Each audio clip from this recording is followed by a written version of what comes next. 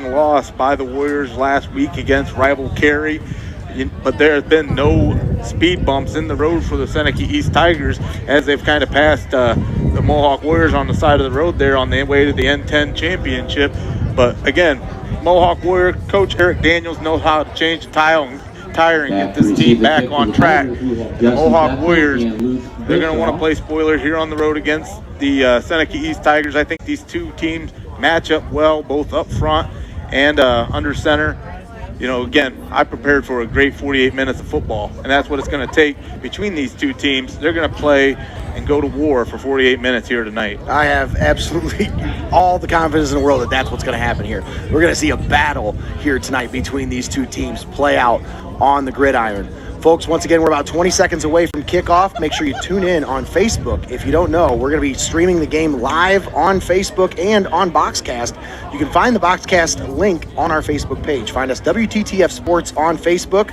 Once again, that's WTTF Sports on Facebook. Look for the little referee symbol, the little logo guy. That'll help you find our page, and then look for the Boxcast direct link, because that's the best way you can watch tonight's game without any interruptions, without any kind of feedback. The Facebook Live does a pretty good job, but I feel like there's a little bit of a delay there, Tommy, and sometimes it doesn't do the best. Well, that's why I said I always try to direct people, go to the Boxcast link. You can't beat your traditional methods right there on your radio dial and online at WTTF.com. But if you need the video companion piece to this, we encourage you to go over to our Facebook page, WTTF Sports. And we are kicking off with a squib kick. Start this one. To the 40, to the 45, and the return man brings it over the 45, up to the 47-yard line. Start their home season, 1st and 10. And now we're going to see our first look at junior quarterback Gavin Hargis.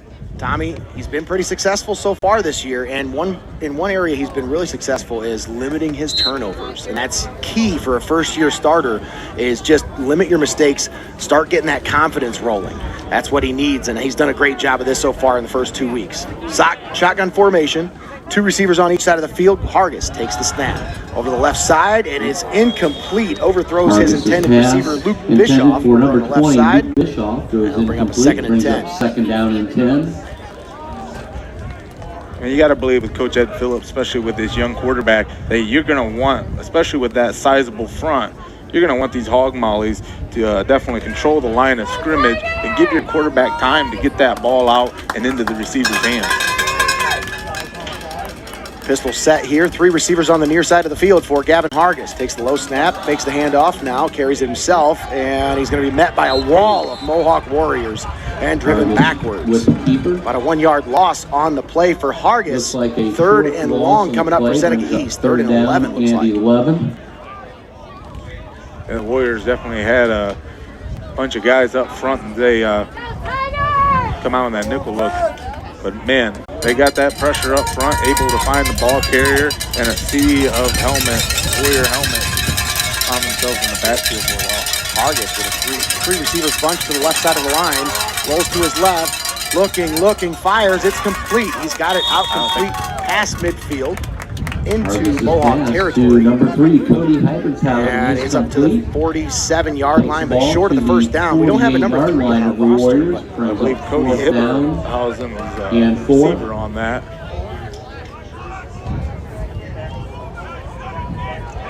Maybe that's Cody Hybertshausen. So they're going to go for it here, and they got the defense to jump onside on 4th and 5. That's going to give them a first down. Well, that's what actually, it was 4th and 4, so that's definitely good enough. Well, that's what separates 2-0 teams from 1-1 teams. Is again, you gotta play that mental chess match. Looks like the Warriors jumped offside. So Seneca East gains a first down on a hard count, and that's huge for this offense. Like 4th down. You know, they didn't want to give it up. They were inside Mohawk territory, so that's kind of no man's land there. They wanted to see what they could do. Got them to draw offsides on the hard count. Got 3 receivers to the right side. Hargis takes the low snap, handoff, Beckman off the left side, and he's up past the 40, down to about the 39-yard line. That's Trey Combs, the outside linebacker, number 9 for the Warriors, coming in off the edge and making a shoestring tackle that could have went before because there was daylight. breaking through the Warriors' pass. Jesse Beckman on the carry, the junior, 5'8", 171. Tiny little package of dynamite right there. Hargis takes the snap, handoff, Beckman up the middle. Bounced off the tackler to the 30, 25, 20, 15, out of bounds, inside the 15, down near the 10 at the 12-yard line. 5 tackles. Take the dynamite. Beckman lights the fuse there. And just torches him for a big first down and then some, as they're just marching into Warrior territory now.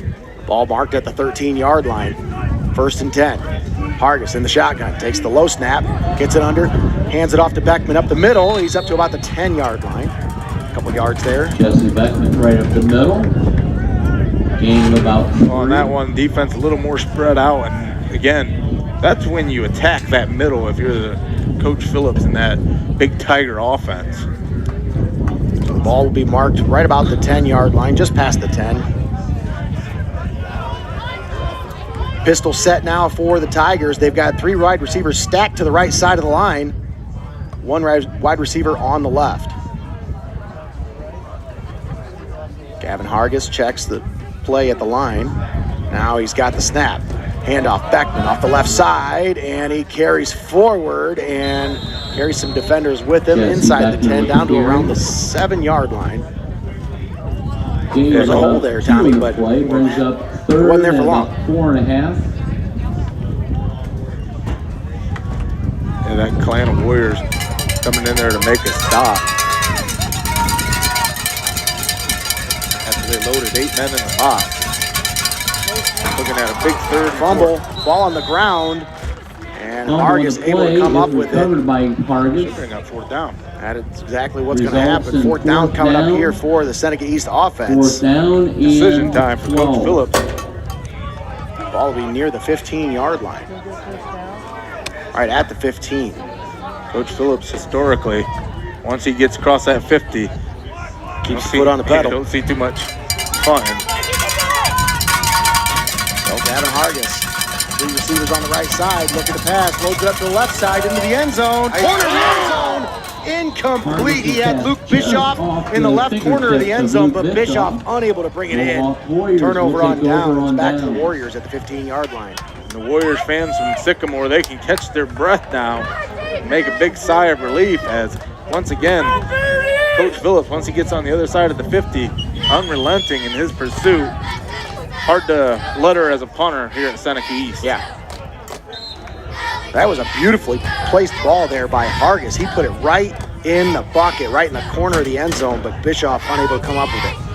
Now Landon Snyder in the backfield for the Warriors. Brings a man in motion. They hand it off up the middle. Nice carry there up the middle. That's got to Looked like Jesse Leaf. The senior running back. I mean, he is Jesse just... Leaf with the Tommy, we've been carry. calling this kid's name since he was a freshman. Just dominating Gets the ball over there out to in about the Sycamore. 25-yard line. And he's just... This is his senior year. You got to think he's licking his 24-yard chops line brings at up these Tigers, 2nd down and he 1. wants to get back at them for last year. Well, their coach Eric Daniels, again, he puts the ball in the hand of your playmakers. This Jesse Leaf, he hasn't forgotten. Wildcat formation here. Yeah, big Keeper fullback. up the middle. Mason Danner gets it up near the 25-yard line. Snap That's going to be a to first Mason down Danner. for Mohawk.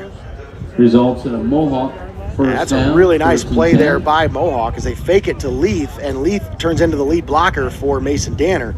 As Danner carries it forward for a big gain and first down. Yeah. Leaves a scrapyard in his wake.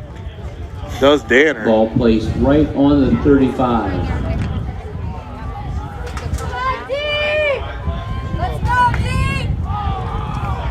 So 1st and 10. Landon Snyder brings a man in motion. Looks by the Takes Tigers. the snap, handoff on the jet sweep. And a nice, Touchdown on his feet. broken tackle there. Number 24, Zayden Fry Fry on the carry.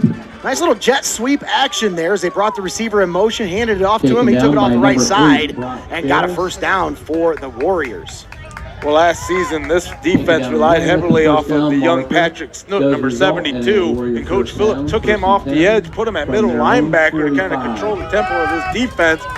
A big missed tackle by Snook allows Mohawk to plow ahead and also reset the chains for a big first down. Now they're marching into Tiger territory. Landon Snyder, the shotgun. Guess who is on his right side? Snyder drops back to pass. He's looking, gets it up. It's complete to the 30, 25, 20. Coverage breakdown, 10, 5. Touchdown, Mohawk. And Tyler Heyman. I was going to say number 6, Tyler Heyman, another guy who we've called the name plenty of times over the past couple of seasons. And that was just, he just went up there and got that one, Tommy. He high pointed the ball. Defender fell on the ground, not able to make the play. And Heyman just turned around and did the rest. We talk about these heavy senior class taking their lumps over the season with the Seneca East squad. And again, they're on a mission. So the Warriors lead now 6-0 and 6:45 left to play here in the first quarter. Snap is back, ball is down, kick is up, and the extra point attempt is good. Mason Danner on the extra point. It's 7-0. Mohawk. Mohawk. Yeah, Mohawk able to convert some big third down plays with some bruising runs. They got the Tigers back on their toe, but again, a huge reception to big Tyler Heyman. Tyler Heyman, number 6, puts points on the board. But I mean, that scoring drive really came off the heels of a stout Mohawk defense that was able to turn away the Tigers on their last possession, especially when they had the Mohawk Warriors in the shadow of their own goalpost. 15-yard line is where they started that drive. 85-yard drive for the Warriors. They punch it in for 6. Tigers set up again with Beckman. On a big connection there from Landon Snyder to Tyler Heyman. Number 23, Mason Danner, set to out to an early lead here in Attica.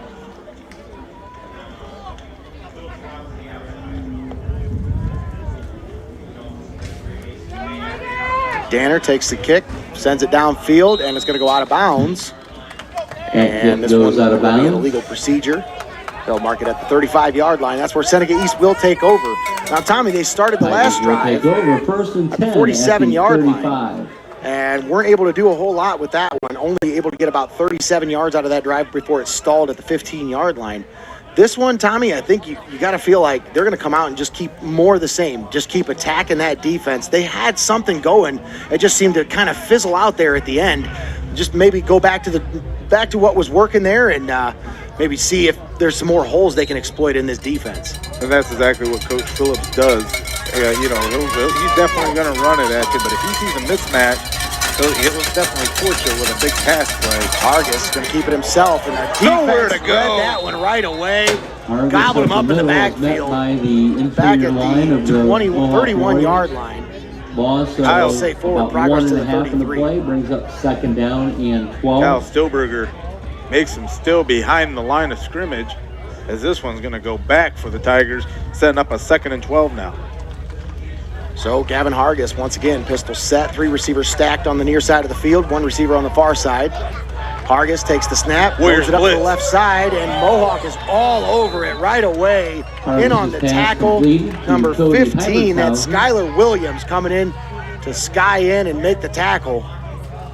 He was right there as soon as that ball got there to the receiver. Loss on the play does bring up third down Coach Phillips and must have been 20. watching some Kansas City action as that wide receiver screen didn't exactly work out We just got to get it out there a little quicker. And that defense did a great job in recognition there. Hargis, shotgun, rolls to the right, looking, loads it up, and it's nearly picked off, and it is picked off. Heyman with the pick at the 40 to the 30. He's inside the 30 before he's brought down. Tyler Heyman on the interception. Mohawk will take over with excellent field Inside position. Tiger territory to about the 31-yard line. That's Twice now, Tyler Heyman has pulled the plug on both sides of the ball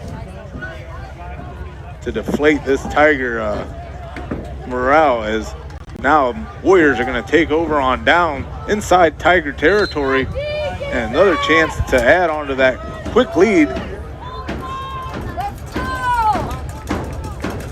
So 2 receivers on the near side of the field. Landon Snyder on the quarterback keeper off the right side. He's got blockers out in front. And he's down out of bounds near the 20-yard line. I'll say Snyder out of bounds at the right 19. end. It's going to be Takes the ball just inside. No, that will move the chains. 20. Nice 11-yard pickup there by Landon Snyder. And this Mohawk That is a offense Mohawk is just first churning down, up yards 10. against these Seneca East Tigers. We talk about that wealth of experience returning for the Warriors, and many people, again, if you haven't had your ear to the ground in this N10 in this area, I lost against Carey.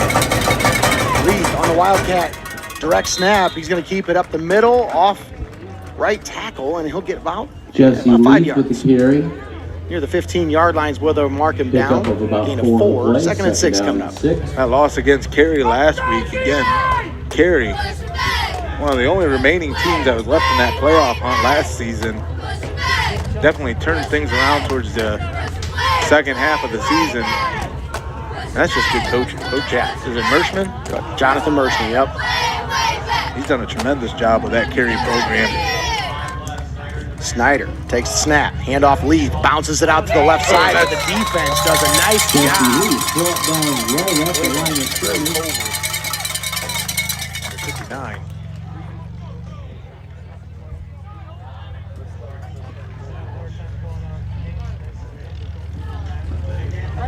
Well, that was a nice stop there. We'll bring up a 3rd and 7 for the Warriors.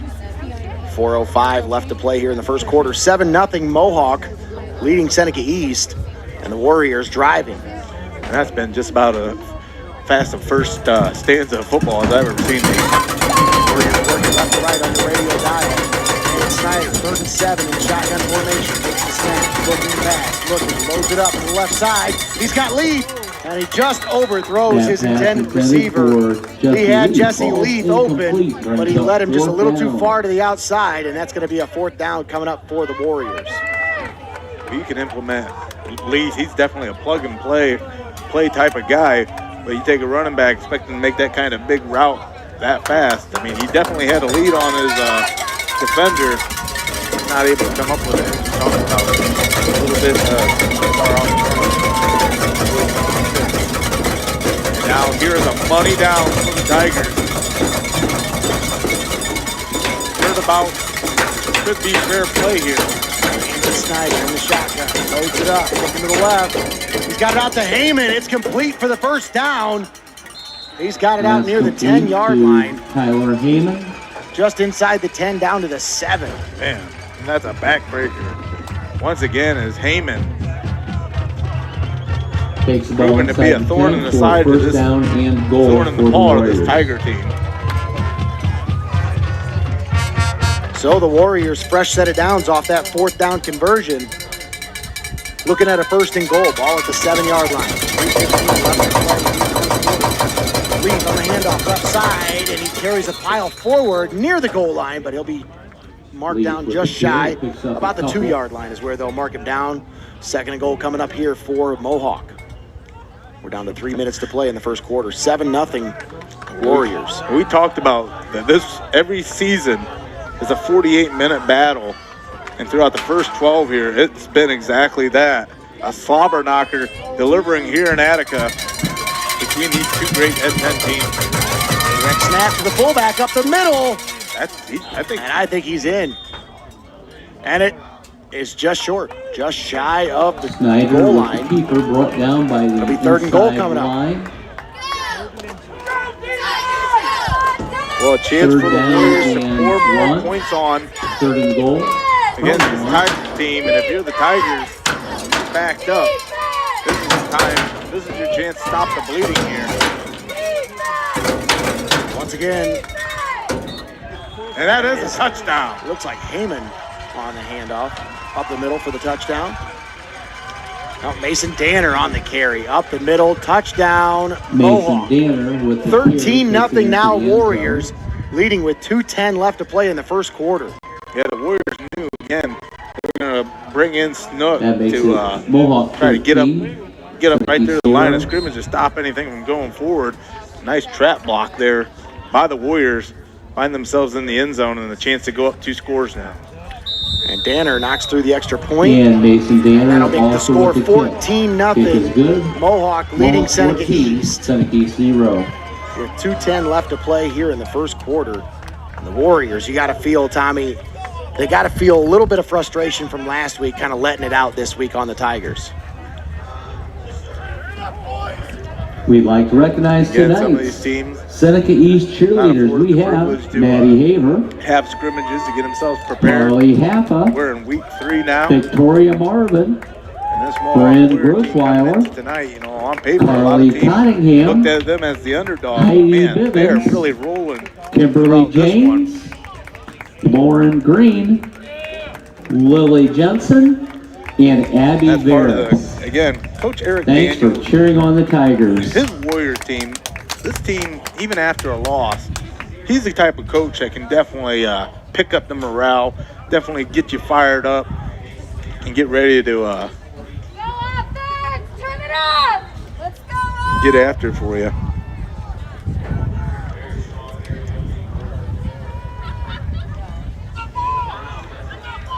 A little squib kick.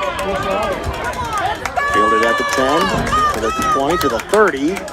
Just past the 30, up Luke near the Bischoff with the 34-yard return, line. gets the With ball out return man close to break the it down. 40. A weird looking kick there, Tommy. A little bit of a knuckleball there.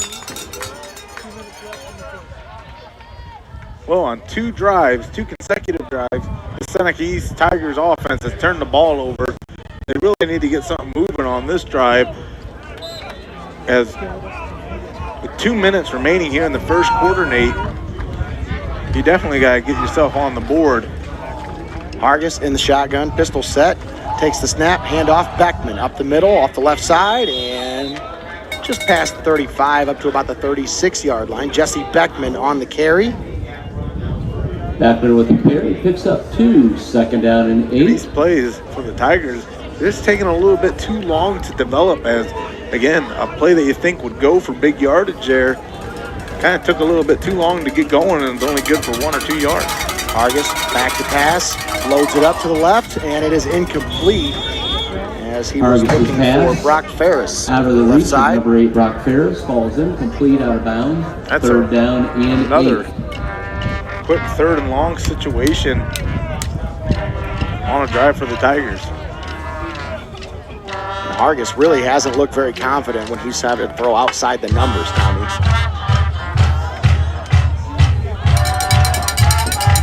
So here's Gavin Hargis facing a 3rd and long. 3 receivers on the right side of the field. Warriors And it blitz. looks like we got a false start. Flag on the play.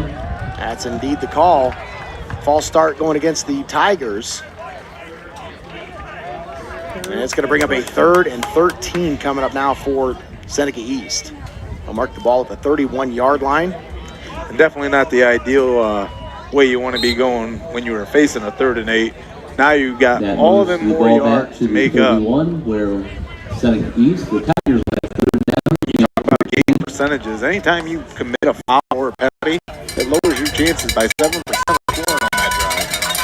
So the numbers ain't favoring this drive for the Tigers. Hargis, pistol set, looking to throw, loads it up. He's going deep. He's got a man down the left sideline. Complete to the 20, 15, breaks the tackle, headed down,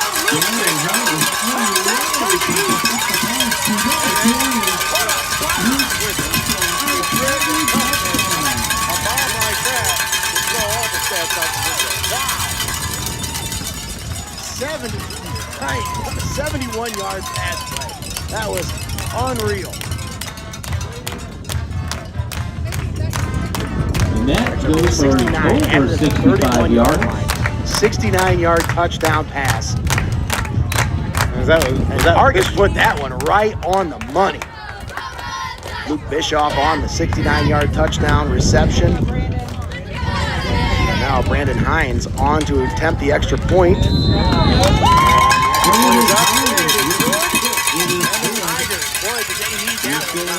Facing 3rd and 13 coming off the false start penalty. And they brought out the life paddle to that offense. Again, this Tigers team, they're not quick, they're sudden, and that's exactly been the MO of these Ed Phillips teams over the past couple of years. They can score on you in a hurry and make up that and cut away at that deficit. And with that, Gavin Hargis, that touchdown pass, he is playing tonight Going to be called for the test. Dan They have Hargis. been unable United to stop States Marine any Corps. Warrior drive throughout the first quarter of action here. And Luke Bischoff playing tonight for Nicholas Schaefer. So the Seneca East Tigers facing a 3rd and 13, down by 14. Junior quarterback Gavin Hargis. You want to talk about pressure? He was cool as a cucumber on that one, Tommy.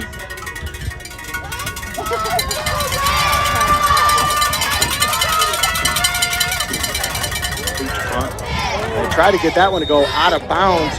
Tried to get it along the left sideline to stay in bounds long enough for the coverage team to come down and recover it, but they were unable to get that one before it went out of bounds. So illegal procedure will mark the ball pretty close to midfield, Tommy. We'll be at the 46-yard line. Yeah, definitely good starting.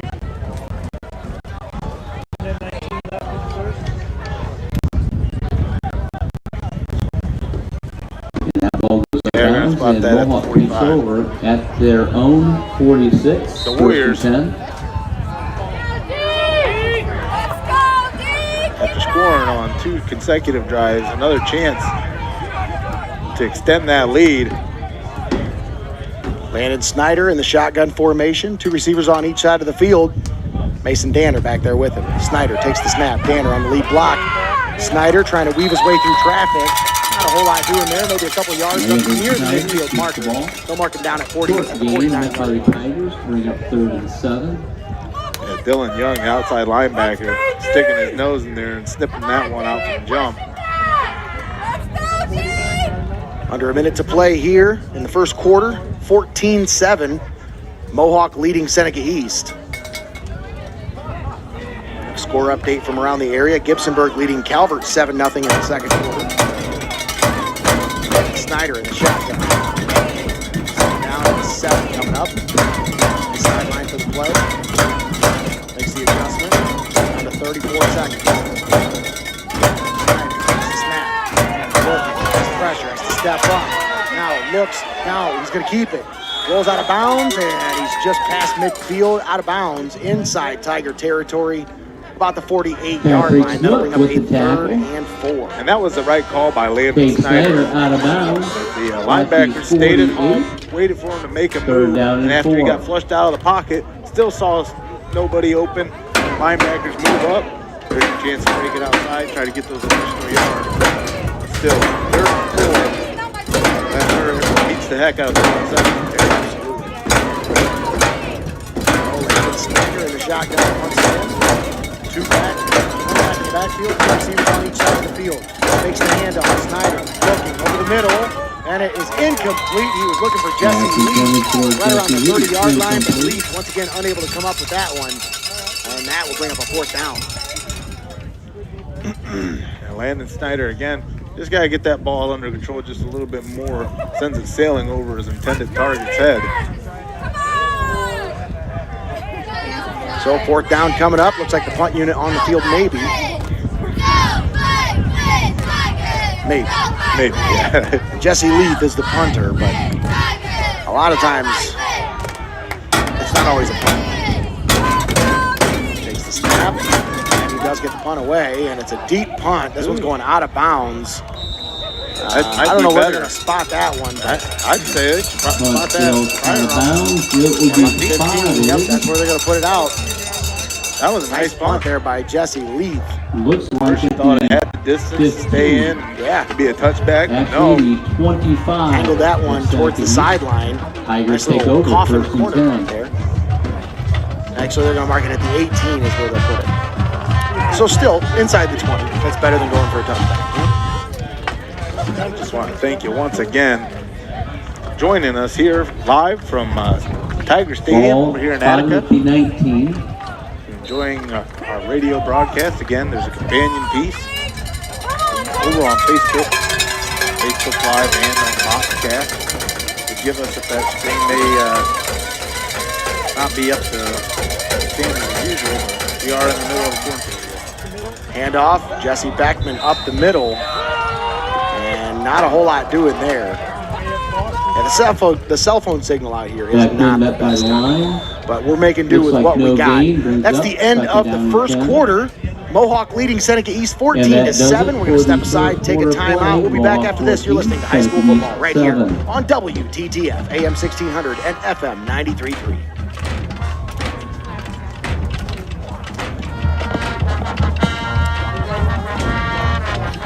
Seneca East is a proud member of Operation Buckeye Guard, which is a statewide grassroots movement of Ohio high school football teams showing their support for the Ohio Army National Guard and all the men and women serving in the United States military. America, home of the free, of the brave.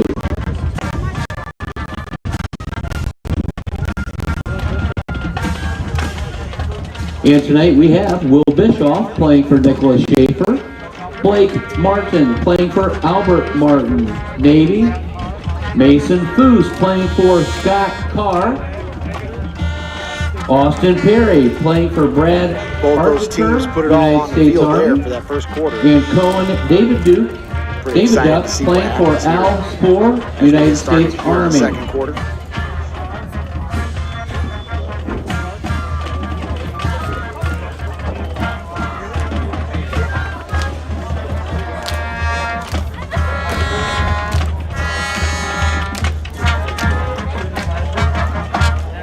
All right, welcome back to Attica, Ohio, the site of tonight's matchup between Seneca East and Mohawk.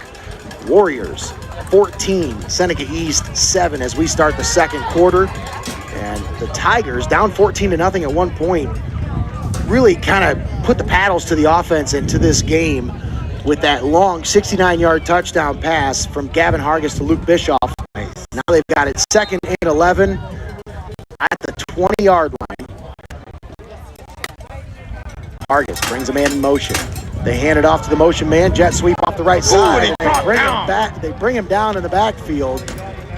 That was 34 on the carry. Dylan Young. Jesse Leith brought him down to the turf violently. Let's see where he lines up.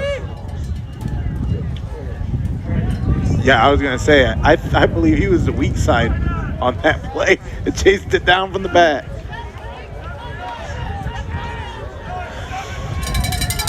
So here we have the offense once again. Shotgun formation. Empty backfield this time on 3rd and 13. Hargis back to pass. He's on the run. Loads it up to the right. It's complete. He's got Bischoff at the first down marker. And it looks to be good enough for a first down. And it will. They'll move the chains with that completion. Nice connection there. And once again on 3rd and long, Gavin Hargis looks for Luke Bischoff. And they connect for a first down.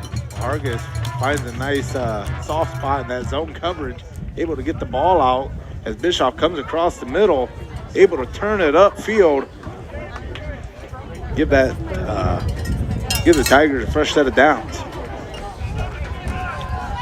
So Seneca East, 1st and 10. Ball Warriors at blitz. the 30. Handoff, Beckman up the middle. Not a whole lot doing there. The Warriors are right there. Gets it out And what we to talked the about at the 30 top of yard the line, pregame, over the 30. the size of this Tigers front offensive line, each averaging 250 pounds. You know, when you have a blitzing linebacker like that and he comes through the A gap and you running the play to the opposite C, you got to get some push. There's no reason why that play should have been dead from behind the line. Get that to the second level. That's a big gain. Let's go, boys!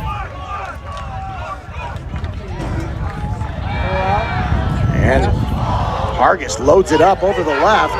The right side, it's incomplete. Receiver fell down on the play. He's Pass looking for pass incomplete. interference, but they're not going to Brings get the up call. 3rd down Dylan Young, and the about intended 10. receiver, fell down back deep in the secondary. So that's going to bring up 3rd down. And definitely not a clear call on that one, but they ain't going to call it unless they know for certain that it was a foul.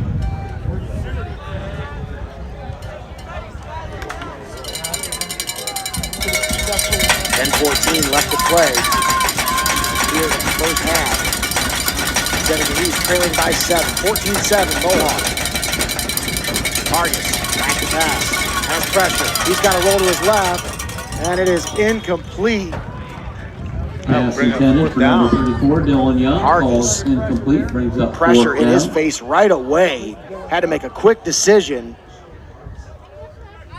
And boy, Tommy, that could have been a lot worse than what it was right there. Hargis able to get that one away, and he could have been taken down in the backfield easily on that one. They had pressure in his face right away. They've got to do a better job on that offensive line of just giving him a little bit more time to get rid of the ball. Bad punt there, as this one's going to go, Hargis is probably punt. about a 18-yard punt there Rolls for down Seneca to East. 48, where Mohawk will take As over. the First and Warriors 10. will take over inside Important Tiger territory at the announcement, as 48-yard we line. start the second quarter before halftime. This is a reminder Hargis to really had a hard time spectators that catching once that you enter the snap. stadium, you will not Once he be was able allowed to leave the high punt. stadium at Didn't go halftime. very far, You but will the not be able to Warriors now return take if you over choose at to the exit the 48-yard gate. line Thank inside you. Seneca East territory. Oh, Leith gonna be met in the backfield. Boy, he was stopped for about a 2-yard loss there. Kept those lines of scrimmage. And picked up a couple yards to get up back to the line of scrimmage. Sean Piedlem on that tackle. Could have been a couple yard loss there. The defense was Right at right the there line in of the backfield. scrimmage. That was But a Jesse Second and Leith, 10. those strong legs, he just kept him churning. That was a nice job by Snook to keep up with the play. As again, could have been stopped a little bit earlier, but Snook comes in, cleans up, picks up second down. Here we are, second and 10. Leith takes the handoff off the left side, bounces outside, and carries it forward. Puts his head down, and the helmet comes off at the end of the play. He's going to have Luke to come off Bischoff and Patrick for Snook on one the play top. as they fix the equipment issue.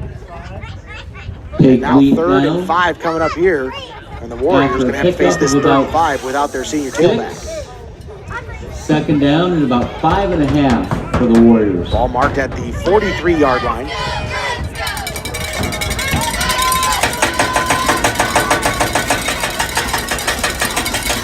Shotgun formation, three receivers on each side of the field. Takes the snap, takes the handoff, rolls to the right, loading, goes over the middle, and it's complete. Past the first down marker, ball's on the ground, fumble at the end of the play. Hold on, what's the call? We'll see what the call is from the official. That pass was completed, but It looks like Tiger the ball. ball did go to the Almost like he turf. stripped it out of his hands there. The ball came out and he dropped it. No official confirmation here. They're still talking to each other, trying to figure out exactly what happened. And it is. Seneca East ball. Come up with the turnover. They had a first down on that, Tommy, on a 3rd and 5, but the Tigers come up with a big turnover. But once again, breathe life back into this ball game. At first thought Uncle Mo was going to take up residence in Sycamore, but I think he's going to stay here at home in Attica, because now the Tigers have a big chance here to capitalize on the momentum after a turnover by the Warriors after they were just driving. Hargis takes the snap, rolls to the right, pressure right away, and he's got nothing there. If he's trying to roll to his right, there's no blockers there for him. I tell you what, As soon as he Second rolls to the down, right, and there's a 10. defender right in his face. we talk about the decision making of Hargis.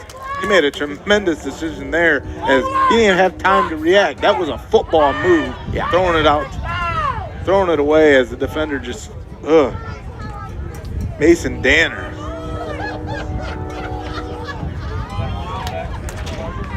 Let's go! Brock Bear's having a hard time handling on the right side of that line. Warriors once again. Back to pass, and it is caught. Looks like it's going to be caught by the receiver at midfield. What a catch by Cody. I believe that ball came down off the shoulder pad of Jacob Coldiron, the Mohawk defender. He was able to scoop it up off the top of the shoulder pad. What an outstanding catch there by Hyberthausen to control that one before it hit the ground on the tip. Now a 3rd and short coming up here, 3rd and 1. Oh, wow. Ball at midfield. That's 3rd and a kitten's rush. Tigers just to move the chain to keep this drive. Strong eye pistol set here. Hargis, looks like we got a flag. We're going to say false start on the offense, as they're saying the center was moving the ball. So they're going to call that false start on the offense, and that'll put him at the... A flag on the play. That's always results kind in of a 5 yards. ticky-tacky foul as back, the center. and the Not allowed to Tigers do call reset. timeout. Can't blame a center for lifting his head up and looking around to make that Especially adjustment. when you got the linebackers coming up on what looked like a Some more late Tigers blitz. He playing wanted to for make that members of the linebacker. He wanted to make sure he got his line call We in. have And Brock like you said, Barrett Tommy, you tonight can't playing shuffle. You for can't move Tom that ball once Miller, it's been Army set. Reserves. That's kind of a ticky-tack foul, but playing for Eric some of these Carr. officials aren't getting much work these days. Caleb Heiser playing Foul for Dennis Heiser. Foul nonetheless. Jesse It's going to move the Beckman Tigers playing back. for Karen DeBold, They're going United to face States a third, Infantry. not third and Alex King long as playing what for they Jim had Shoemaker, before as Army. We talked about that third. And Lane Dixon playing for Norb Phillips, Navy. Caden Third Fritz and playing for 7 Lewis coming up Fritz, now. Army. It's a long And six. Sean Fiedlum Well, the Tigers playing for Ken Perry, capitalizing on the Army. momentum after a pick. Got the turnover, took over, was driving, but that, again, that false start, third down. Tigers facing a 3rd and 7. Gavin Hargis, empty backfield. Loads it up to the left. He's got it at the first down marker, complete. And it looks like it should be good enough for the first down. Cody Ebershausen Heyman gets the ball to the just comes in. And that'll move the 49. chains. Ball at the 49-yard line inside Mohawk territory. First and 10. Seneca East, 7:39 left to play here in the first half.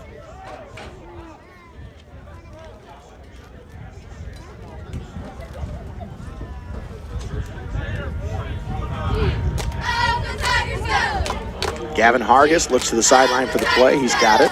Empty backfield once again for Seneca East. 3 receivers on the near side of the field.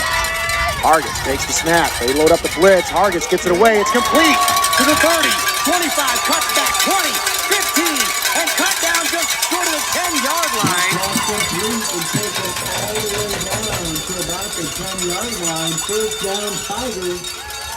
I think that was number 15 on the reception, Caleb Heiser. Yeah, and Jacob Coldiron for the That Warriors. pass caught by Trips Dylan him up right Young. before he can hit pay dirt. Down to Mohawk. 7 minutes to play here in the first half. And now the Tigers down inside the red zone. Clutching at their pearls as the Tigers are driving with a chance to tie it up here. Bit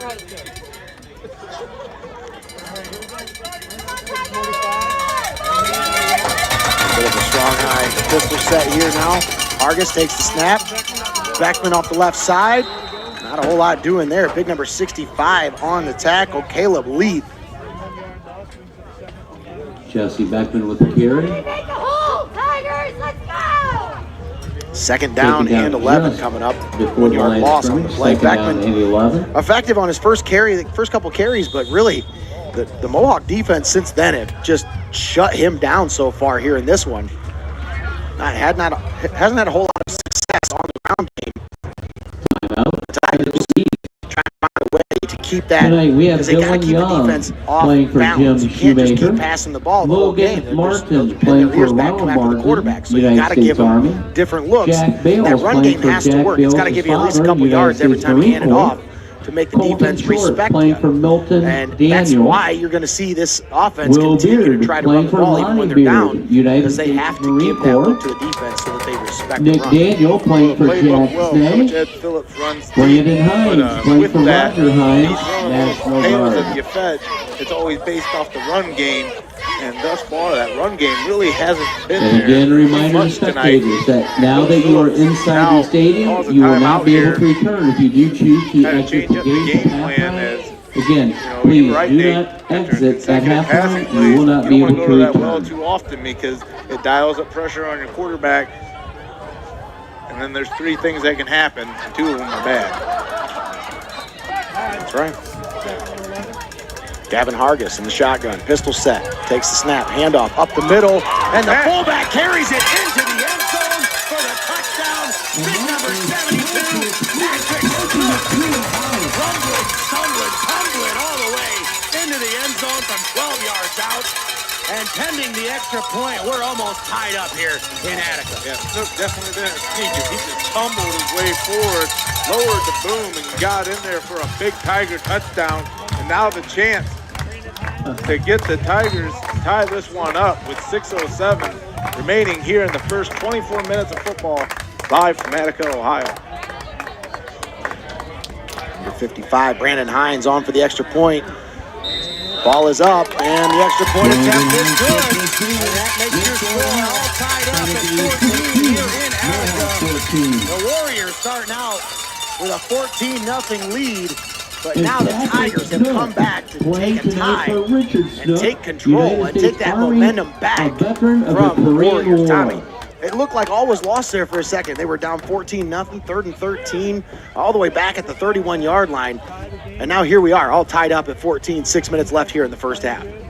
Crazy turn of events. Yeah, that was due in part to great defensive effort by the Seneca East Tigers as they were down 14-0 at one point, but now able to rally back, putting together a great two-piece there to tie it up. Almost as great as the two-piece over there at Lee's Chicken, but I'll take this one any day of the week. As the Tigers got this deficit back to 0, and it's 0-0 ball game. So once again, folks, we are here in Attica. For those of you tuning in for the Tiffin Columbian or Tiffin Calvert game, Tiffin Columbian you can find on our sister station 92.1 The Wolf. They are tied right now with Clyde in the second quarter 6-6, and now Tiffin Calvert tied with Gibsonburg in the second quarter 7-7. Those are some score updates from around the area. Also have Norwalk up on Sandusky 7-0, and Cary all over Bucyrus 35-0 in the first quarter. A little squib kick there, fielded by the Warriors, and they'll fall on it right around the 47-yard line. That's where the Warriors will take over. At the 48. Are they trying to keep it away from those return men there, Tommy, with that kick? And Is that what you're thinking? Or are they winning just trying to see if maybe they can catch the coverage team, the return team off You guard? can get that here at halftime. Sometimes at this that division, winning it's hard ticket to- is it's hard to tell. 5-5. Teams, 3-5-9. they Again, don't have the strongest kicking game. 5-5. Other times they do it because 3-5-9. they know that the team that they all too familiar with have a great return team each year in and year out. Leaf on the direct snap, carries it off right guard and up past midfield, up right around the 49-yard line. Jesse Leaf on the carry. And I like the kind of running back that Leaf is, because even if you fall on your face, you're still moving forward. That's right. And that's exactly what Leaf does each and every play. Puts that head down and just lowers the shoulder. Gibsonburg game against Calvert, that's interesting with Gibsonburg. They played a game on Monday, Tommy, and then turn around and play another game tonight. That's crazy. Four-day turnaround for a high school football team. Leaf takes the handoff, up the middle off right guard, and gets a couple yards, maybe up near the 46-yard line. They'll mark it down at 47. 3rd and 5 coming up now for Mohawk. That just shows you how accommodating and the work being put in by local athletic directors all around the area, the OHSAA, and just everyone involved trying to string together to communicate and get a 2020 season for these kids that put in so much work. We're seeing that hard work put on display right here tonight. All right, here we are. 45. Snyder takes the snap, direct snap to the middle, and it looks like he got the first down. Nice 6-yard gain there by the quarterback, Landon Snyder. Warrior first down. Ball spotted. And they've got enough for a fresh set of downs. They'll mark the ball right around the 41-yard line. Inside of 5 minutes to play now here in the first half.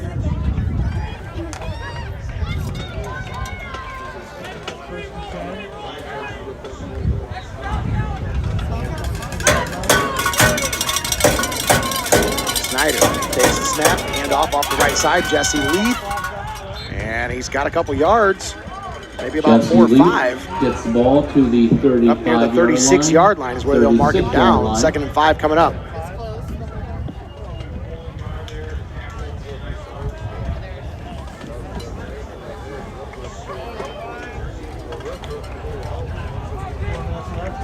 Once again, tied at 14 here in Attica between these two teams. Started out as a 14-0 lead for Mohawk. Seneca East come back to tie it up now at 14. Now the Warriors trying to drive down the field as they work right to left on your radio dial. Jesse Leith buries his head forward and picks up enough yardage for the first down up to the 30-yard line. Another fresh set of downs for the Mohawk Warriors offense. Tigers dial in a 4-4 loaded look there, trying to get some pressure, but the Warriors continue to assert their dominance here, especially up on the front.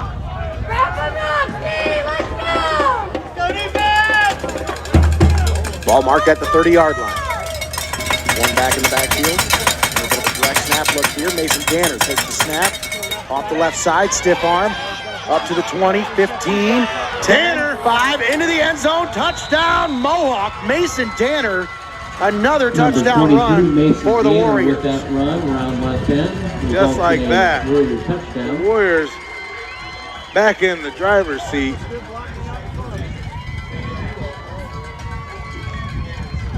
And this Danner, he's been all over tonight on both sides of the ball. For what we've seen out of Snook for Seneca East, implement him on both sides of the ball.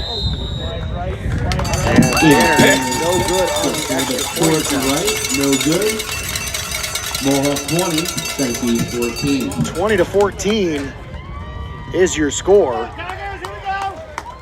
Again, Mohawk leading Seneca East ticket. now. 3:22 left to Your play here in the winning first ticket half. numbers 525-359. That was a big drive by the Warriors, 525-359. as the Seneca East Tigers had just had 14 unanswered points.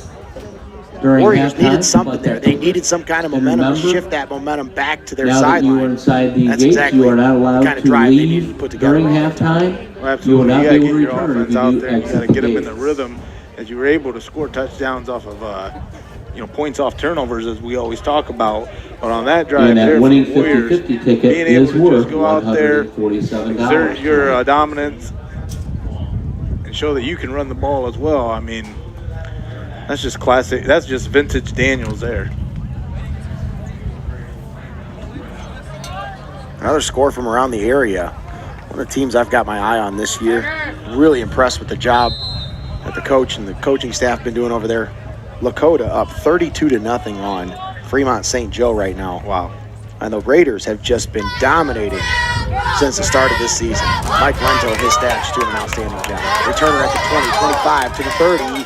And he'll be marked down just shy of the 35-yard line. Tiger 35-yard line. Tigers will have that first and 10, just over to go. That big offensive line out there, who was able to get the push on their last drive, especially with Snook. Big Mahosker toting the rock. They got him into the end zone on their last drive. We saw Coach Phillips take a timeout to dial that call up. Let's see if they can finally get this run game working for them and set themselves up a good pass situation. Argus steps up in the pocket, keeps it up to the 40. Nice decision there by the junior quarterback as the coverage was just all over the receivers, blanketing down the field. And Hargis just wisely stepped right up into the pocket and right downfield for about an 8-yard gain. One of those prime examples of making chicken salad out of chicken you-know-what. Absolutely, because he was dead to rights in the backfield. Defense had him in their sights, but he just stepped right up and marched it down the field for an 8-yard gain. 2nd and 2. He slings it out to the right side for Beckman. Beckman cuts it back over the left side, and he'll be just shy of the first down. We'll mark him down right around the 44. Gains a yard on the play, 3rd down and 1. 43, so It's usually a good call when you need to gain a yard or two to convert. 2nd down, hoping for a big gain there. So they need to get it just past the 44-yard line to convert it. They got it at the 43.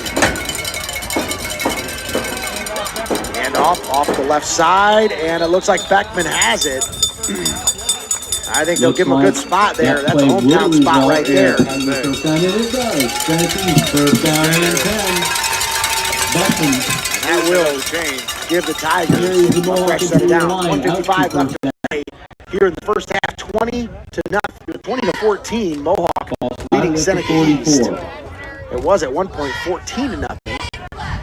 Tigers came back to tie it up. Warriors marched down the field on their last possession to get 6 points on the board and take the lead once again. All the time in the world. Argus brought down in the backfield right away. Big number 65, Caleb Leaf once again. Yeah, it looks like Number 65, Caleb Caleb Leaf gets footing. through the line. And when he looked down at his shoelaces, he looked up and seen big number 65 staring him down and decided just to go down with it. Now Argus, second down and long coming up, 2nd and 20. He takes the snap, and there's nothing there. The defense applying pressure right away. And Tommy, he took his eyes down. As soon as that pressure was in the backfield, he just put his head down and decided to take off with it. Down inside of a minute to play now, 57 seconds left on the clock.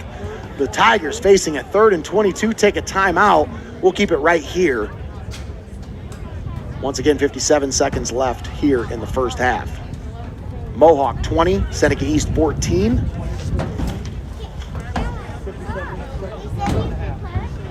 Thank those of you tuning in on our Boxcast stream.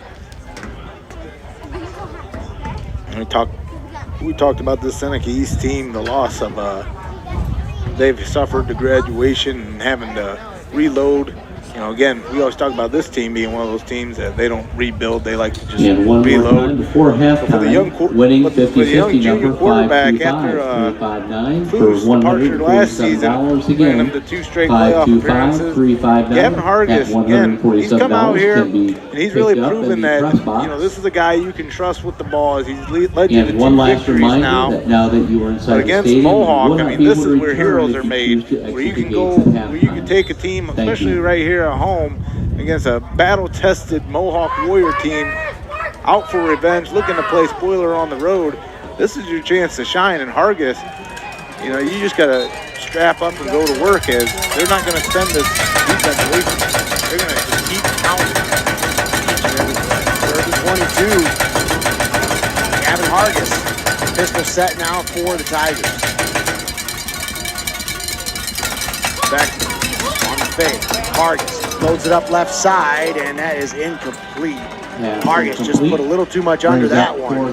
He was looking for Hybertown on the left side. That's going to bring up a 4th down. Now, this definitely got to be a punt situation. You don't want to give the Warriors a ball with less than midfield with 52 seconds left to go, do you? No, absolutely not.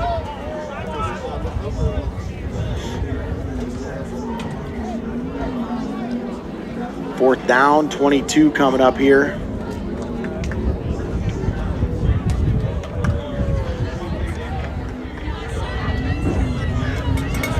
So Gavin Hargis going to step back for a little fluke punt here. Hargis gets the punt away. And this is a much better punt than his last one. Fielded at the 35. Return man Heyman to the 40. He breaks a tackle to the just past the 40 to the 41-yard line. Look at Bischoff making the stop for the Tigers there. Some laundry on the other side of the field here. That tackle made by Luke Bischoff.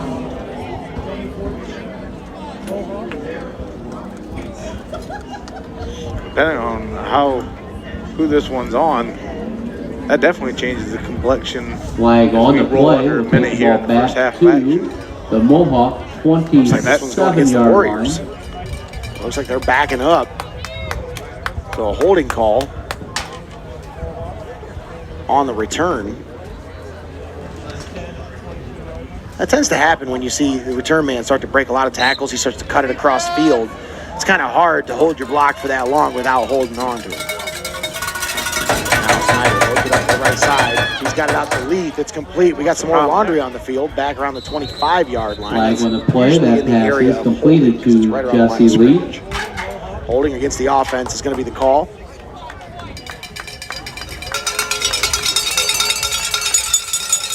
That's a spot foul. That'll put him back right around the 15-yard line, I believe. Well, with 2 timeouts remaining for the Tigers, I mean, you gotta think You're able to get a couple good stops right here. I get a chance to do something with it.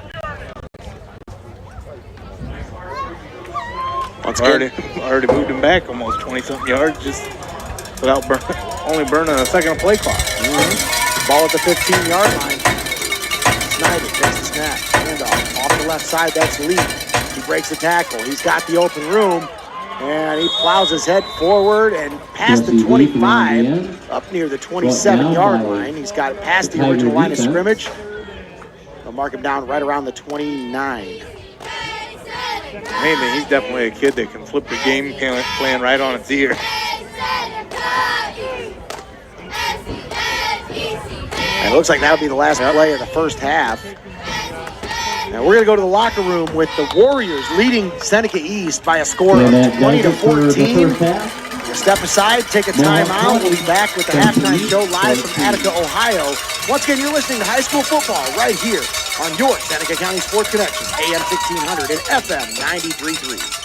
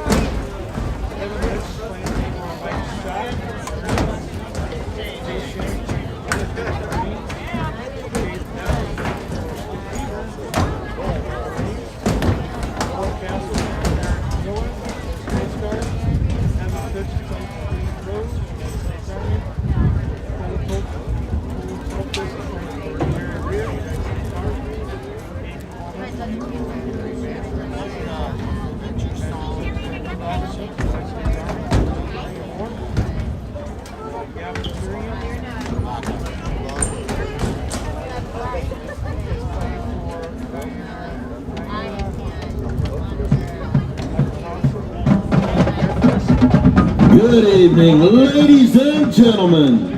Tonight we will be performing our senior show, Heroic Moving Music. The Seneca East High School Band is under the direction of Mr. Tyler Schultz, with Senior Field Commander Jessica Bowerman and Junior Amelia Bose.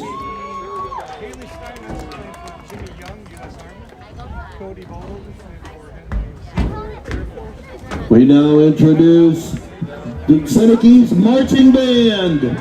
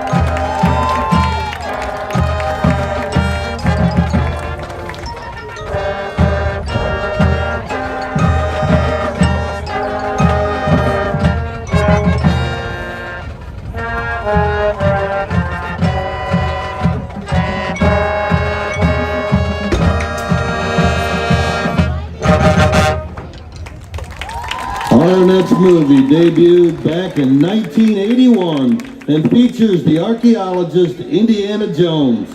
In this movie, Indiana Jones travels the world in search of the Ark of the Covenant. Here is Raiders March.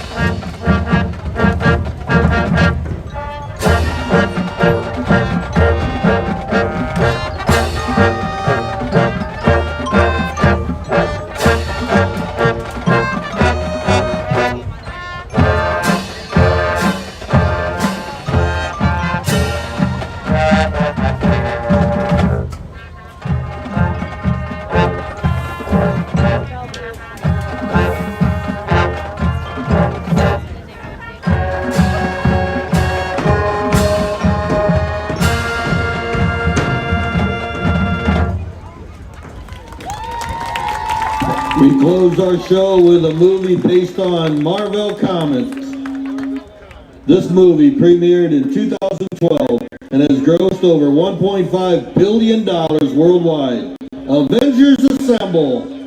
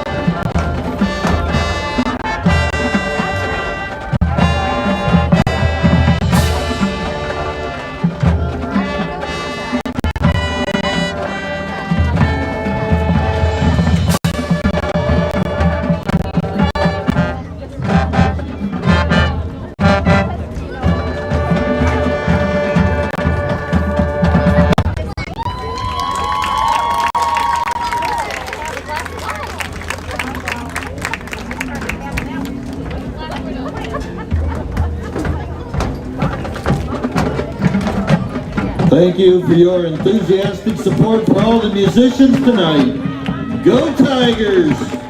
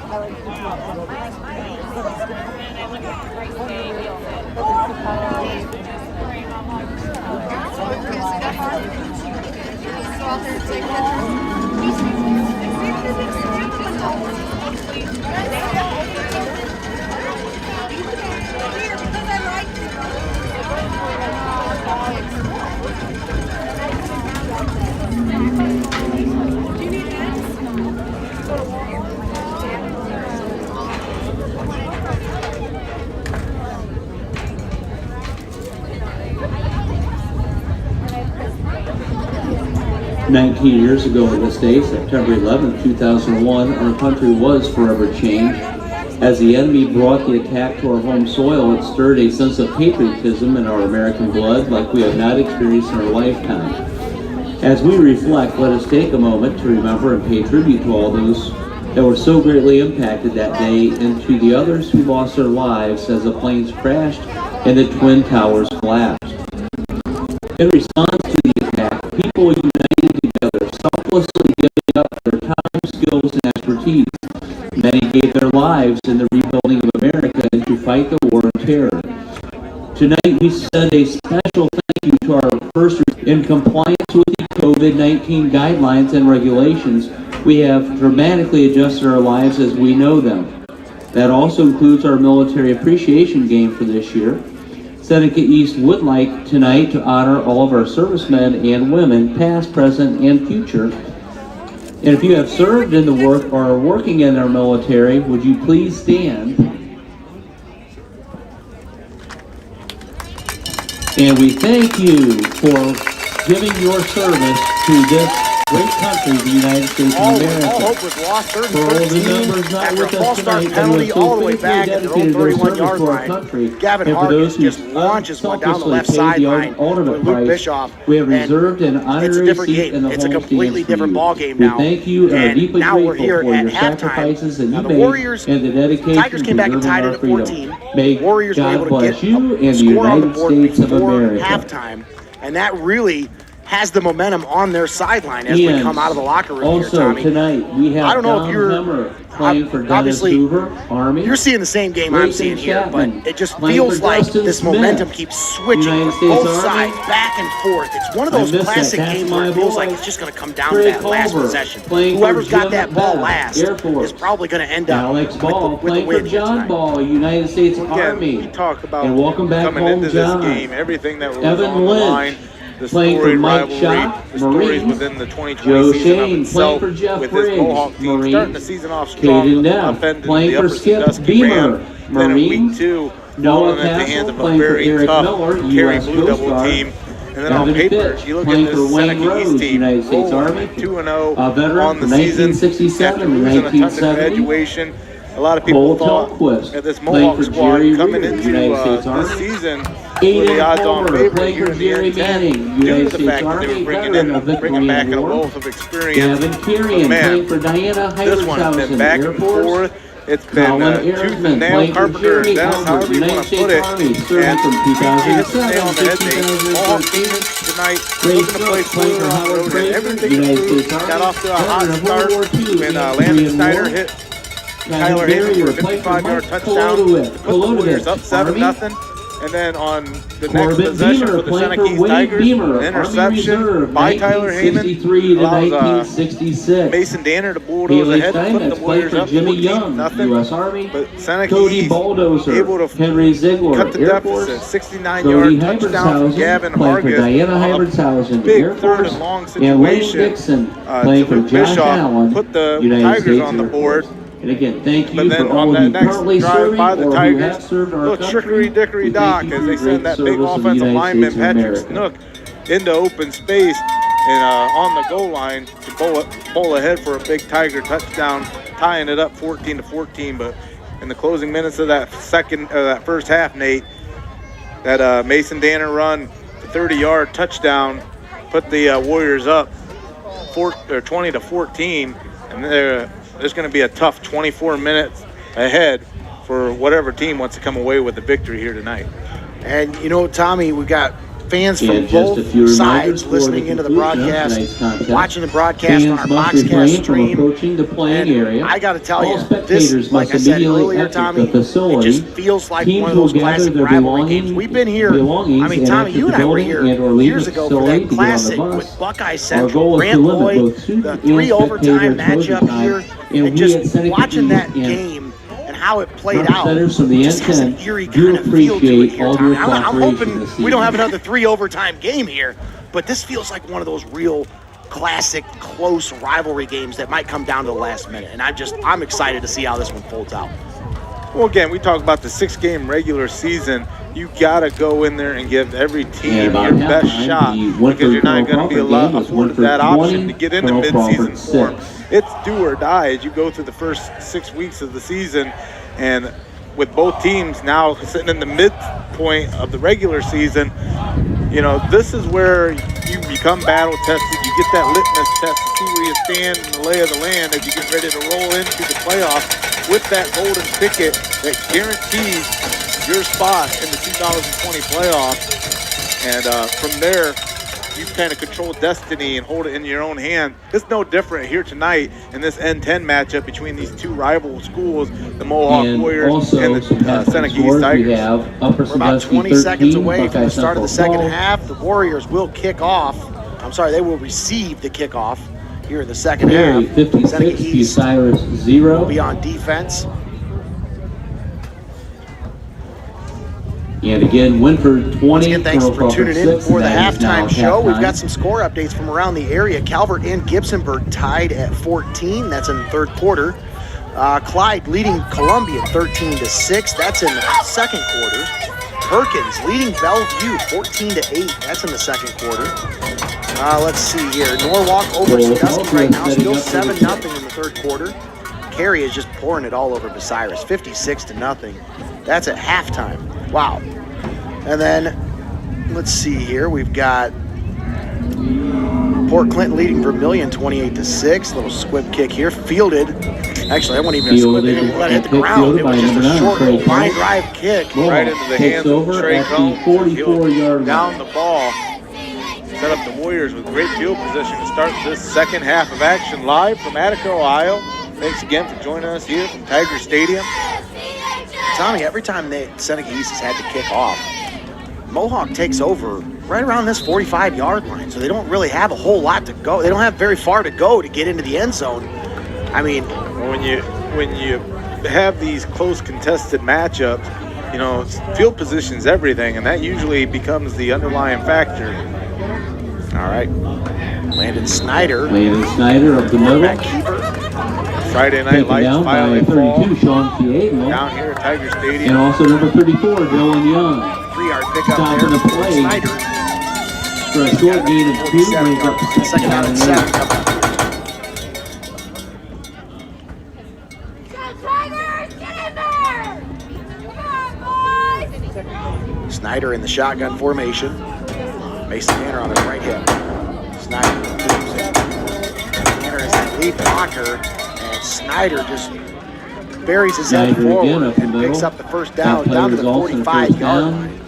Ball spotted at the Mason Tanner's doing 45-yard an line. excellent to job start there the in the East backfield first as and that 10. lead blocker on that quarterback keeper. Because Danner just kind of gets a head start, gets in front of him, and he follows Danner right through that hole. And Mason Danner's doing an excellent job just cleaning up the mess, leading, just clearing some way for Landon Snyder. Handoff, and not a whole lot there as he gets it up right around the 44-yard line. Defensive line finally going to get that push. Joe Shane on the stop. Shane in on the tackle there. 6-foot junior, 215 pounds for the Tigers. Second down and 9 coming up. 10:35 left to play Second here down in the and third 9 quarter. for the Warriors. Mohawk 20, Seneca East 14. Two backs in the backfield with Landon Snyder. Drop it back to pass. Snyder steps up in the pocket, delivers it down the field, and it is That pass falls incomplete. He incomplete. skips it into his intended Third down and receiver on 9. the right side. He's trying to find Heyman out Pass there, but intended Heyman for number looked like he 6, slipped on the route. Tyler On Heyman. the comeback, and incomplete.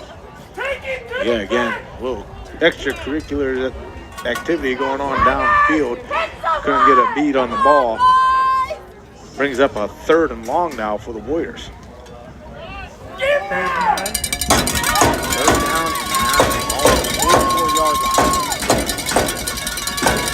And Snyder in the shotgun. Snyder back there. Snyder trying to keep it himself. Looks like he's got the first and then some. Down to the 20.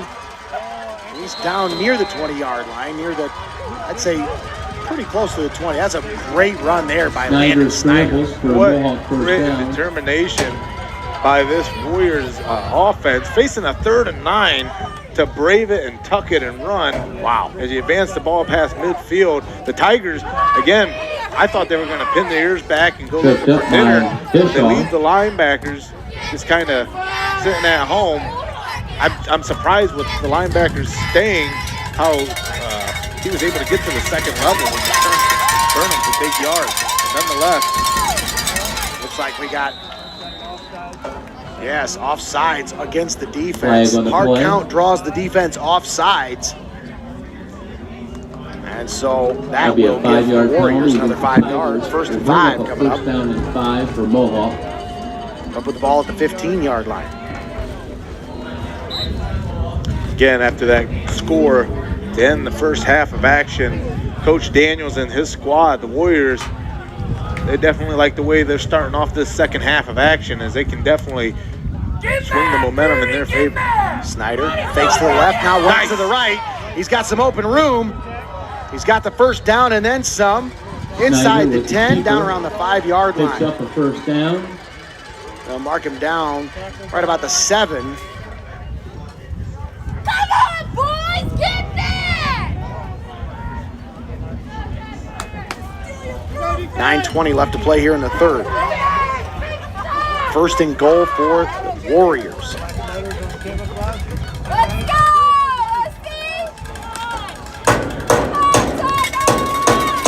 Off the left side. And Jesse Leith buries his head forward and gets it close. Just past the 5-yard Gable line, and the down to about interior the 4. lineman stop Great there. push Brings by up that second Warrior down and front. goal from the 5. I mean, they just sent the Tigers reeling back.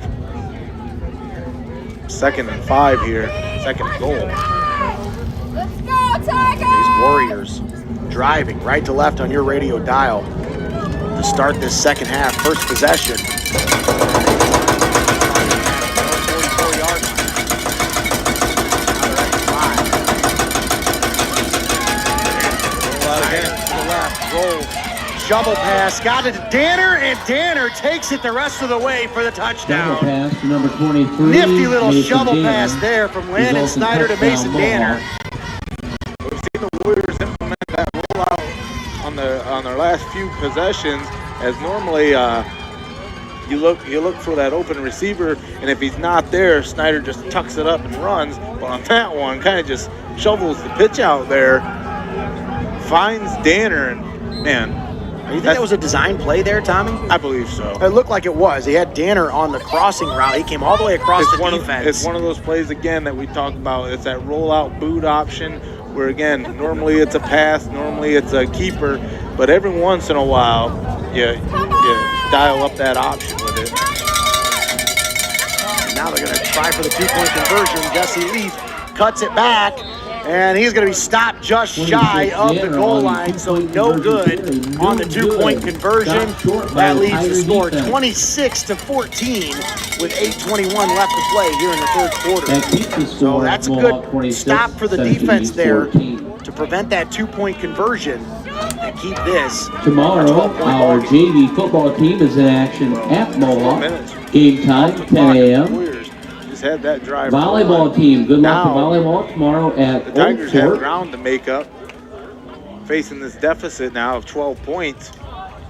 You got to come out there and you got to strike, because you don't want to be playing. And in cross keep up country, good luck the to the entire boys final and girls 24 minutes of teams this one. as they travel knew to the this one Tiffin was gonna come down to the Invitational, wire. starting at You 9 just a.m. can't be tomorrow trading morning. shots, especially when you already got a 2-score advantage. Seneca East, they have to get on the board again and then have that defense dial it up and make a stop. But if you're Coach Daniels, again, coming off that loss to Cary on the road here in Attica,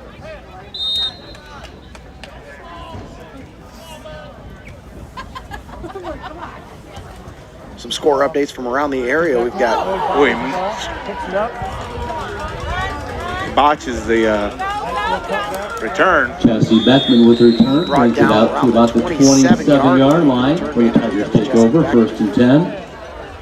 Indeed it was. Beckman on the Tackle on return. that play was by Trevor Johnson. 17 yards on the return.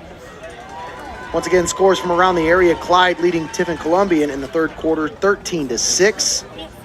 We got Calvert over Gibsonburg in the third quarter, 21-14. Bellevue has now come back to take the lead over Perkins. It's 16-14 in the third quarter. Now Sandusky and Norwalk tied at 7 in the third quarter. Warriors bring that 50 front. Let's go! Argus rolls to his right. He's going to keep it. Buries his head forward, trying to get a couple yards. Again, that's Cold Iron and Heyman on the tackle. designed to make that offense stretch the They bring field. Hargis down at about That's about the only time that works against that stout defense. second down and Unrelenting in 11. their pursuit. Second down and 11 coming up. Ball at the 20. You haven't seen 6 yards. You haven't seen a lot of third and short for the Tigers. Argus back to pass. Loads it up. Right side. It's complete. He's got it. Past the 40. Up inside the 40. Down to the 42-yard line. Nice catch by Bischoff. And he turns around and makes a couple more yards happen. Bischoff and Hargis have had a nice connection here tonight. Hargis's pass Nice goes for little about safety 17 valve. yards for that Tiger first down. Well, they definitely ate that Carnation Insta offense this morning as another saving conversion there. Hargis back to pass. Down the right side. Loads it up over the right sideline, and it is incomplete. He was looking for Bischoff, but Pass that one was intended well out of bounds and uncatchable. for Bischoff, goes out of bounds, Warriors second had down an and 10. interception earlier as the Seneca East Tigers just really haven't had much going on the ground, relying on finding those quick strikes and finding the hoping for the defense to be caught sleeping, which has really kept a lot of these drives alive for the Tigers thus far tonight.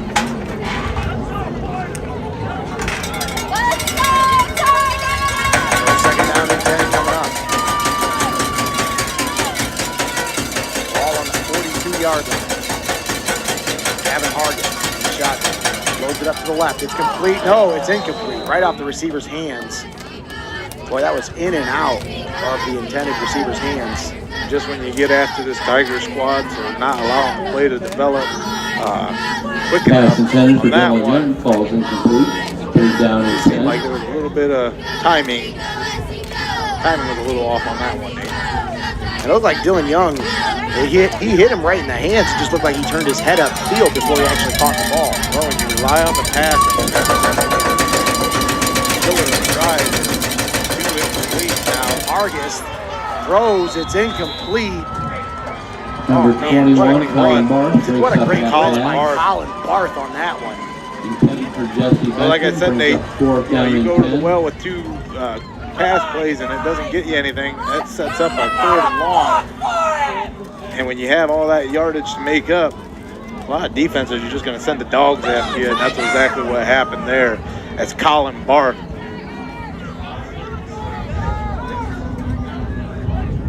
Now fourth down, and Hargis gets off the punt. Fair catch called for at the 25-yard Number line. 6, That's kind of Tyler surprising, Hayden, Tommy, fair because catch. he had quite a bit of room to make something happen there. And that punt Tyler goes for Hayden. 34 Sometimes yards when you by have a lead Hargis. like this, Nate, it's better to secure the ball, That's right. run your offense, control the tempo, rather than allow Mohawk will some start botch or first and 10 from their 25. on the ensuing punt go into the hands of the other team. Or even a fumble on the return. Yep. That's a huge momentum shift. It's a good point. Great, very good point. 7:02 left to play here in the third quarter. It's the only points I make. Mohawk leading by 12, 26-14 over the Tigers. Jesse Leith in the quarterback position in the backfield. Takes the direct snap, fakes the handoff, now carries it up the middle off the left side. And the defense is right there for a short gain, maybe about a yard or two. Patrick Snook with the tackle. Short gain of about 2, brings up 2nd down and 8. 2nd and 8 now. 6:40 left to play in the third quarter. These Warriors on offense once again. Last time they were on the field, they marched it down the field for a 56-yard touchdown drive. Capped off by Shovel. Now 2nd down and 8. Snyder takes the snap, keep himself up the middle. He's got the first down, and the defense is just not doing a very good job of keying on the quarterback here as he carries it forward up to the 40-yard line and picks up the first down. Warriors keeping the Tigers defense caged as they roll ahead again for another first down to move the chains and continue this drive as they have a 12-point advantage here late in the third quarter. So a fresh set of downs now for the Warriors. We've got the ball at the 41-yard line. Two backs in the backfield with senior quarterback Landon Snyder. Snyder takes the snap, handoff. Jesse Leith off the right side. He carries forward, falls forward, and picks up positive yardage up to the 45-yard line. Past the 45 to the 46. Jesse Leith picked up by Patrick Snook and a couple of the Tigers drive for a and short Warriors gain. drive. These 2nd down and 5. short down situations that the Warriors find themselves in, giving the ball to Jesse Leith. This guy can go ahead. I believe he's probably averaging 3 or 4 yards per carry right now. But, you know, he sets you up with that 2nd and 5. He sets you up with that 3rd and 2. A lot easier downs to convert than when you're forced, when you're not able to run the ball. You're passing game. It creates a lot of 3rd and 2. 2nd and 5, two backs in the backfield with Landon Snyder. Takes the snap, handoff off the left side. That's Leith. And Leith, maybe a couple yards on the gain up to about the 48-yard line. Brings down 3 yards shy of the first down. Leith. 3rd and 3 coming up for the Warriors. Snook's tackle We're inside keeps of the 5 minutes Warriors to to play a here. pick up of just about 2 yards. Once again, Mohawk 3rd down and 26, 3. Seneca East 14. Tigers tied this one up at 14, but the Warriors now with 12 unanswered points here, and they've got the ball and driving. This is where Seneca East deliver up to their namesake defensively. Again, they've always been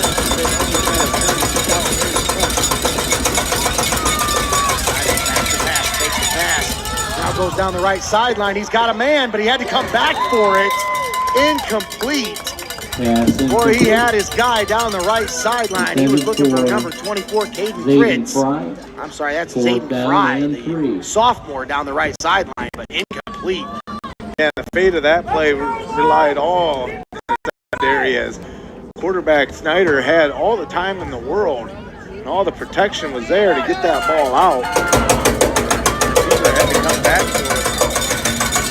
But 4th down, Leith looks like he's back to punt. We got a timeout by Seneca East as Tommy, this is one of those situations where, boy, if we know Coach Eric Daniel and his coaching staff, that's a prime position to go for it right there.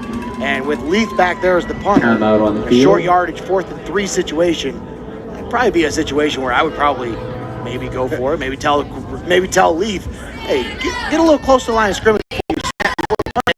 And if it's there, go for it. Coach Daniel handled that short trip to Vegas as they love to go for it in these big situations. We want to thank again all of these Seneca East senior football players, cheerleaders, and band members for everything you have done for our school system. Good luck to you in the future. And a reminder, next Friday night, Seneca East hosts Winford in our homecoming game. Midfield, start to get a little dicey. So, once again, Mohawk on the punt. Jesse Leith, back deep. He rolls to his right. He's going to keep it. He's got the first down. Buries his head forward, picks up a couple more. Past midfield marker up to the 46-yard line. Tommy, I told you, that's prime position for Jesse Leith right there. And I talk about you know, the factors Mohawk will there, retain how possession. much it actually adds in Gain when of you got the about ball 5 to play. towards midfield. What are the Ball chances that spotted they're at going to go for it? If you're a 346 linebacker versus reading your Mohawk. keys in the secondary there, you have to make that adjustment and recognize it faster, saying, you know, it's better to be there and them not get the first down. So now, fresh set of downs for the Mohawk offense. Leith on the direct snap, keeps it up the middle, breaks a tackle. He's got the first down. He's still on his feet to the 20, 15, 10, 5, and just shy of the goal line. Did he make it in? No, just short of the goal line. Leith brought down by a shoestring tackle right at the end. But man, Jesse Leith, a punishing run there, Tommy. It looked like he was down for about a 4-yard gain, and he just kept those legs churning, and he kept stumbling and rumbling, tumbling forward. And man, that was a powerful run. Wow. I love watching Jesse Leith run the ball. He is just an animal back there. Yeah, tougher than a $2 steak, able to just bowl ahead, breaks tackles like not many backs that you'll see at this level. Just a punishing back. Leith, and he punished up the middle, and he's into the end That's what you zone. talk about forcing the issue is Leith. You know, they cracked shoulder pads against each other, and the Tiger went back. Touchdown carry for Mohawk. 32-14 Mohawk Brings the score in to front of Seneca 32-14. East now with 3:43 left to Man. play in the third quarter. The grit and character of this guy. I've always said football isn't a game that builds character, it reveals it. And on that short goal line play there, Jesse Leith forcing the issue and extending this lead once again for the Warriors. And the extra point attempt is up, and it is That good. kick is good. Makes So the your score now Mohawk 33-14 Mohawk 14. leading Seneca East. 19-point advantage now for the Warriors. We're inside of 4 minutes left to play here in the ball game.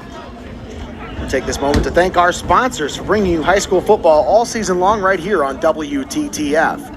Thanks to our pregame show sponsor, UIS Insurance and Investments, Creech Schieffer Insurance, Compass Motors, Dundor Plumbing and Heating, Financial Design Insurance Agency, First Bank of Tiffin, Fort Ball Pizza Palace, Great Lakes Ace Hardware in Tiffin, Harrison Price Insurance, Integrated Orthopedics, Lee's Famous Recipe Chicken, Lee's Floor Covering, Kibler Shoes, Kuhn Sales and Service, NWO Orthopedics, Phillips Electric, Reineke Tiffin Ford Lincoln, Rogers Flowers, Superior Credit Union, Tiffin Brake and Wheel, Tiffin Deluxe Services, Tiffin University, and Your Legacy Federal Credit Union. Once again, stick around for the post-game show, brought to you by Frozone Frozen Yogurt. Yeah, you don't need to shake a magic 8-ball to know when you're down 3 scores that the outlook's not so good, as the Tigers on this possession really need to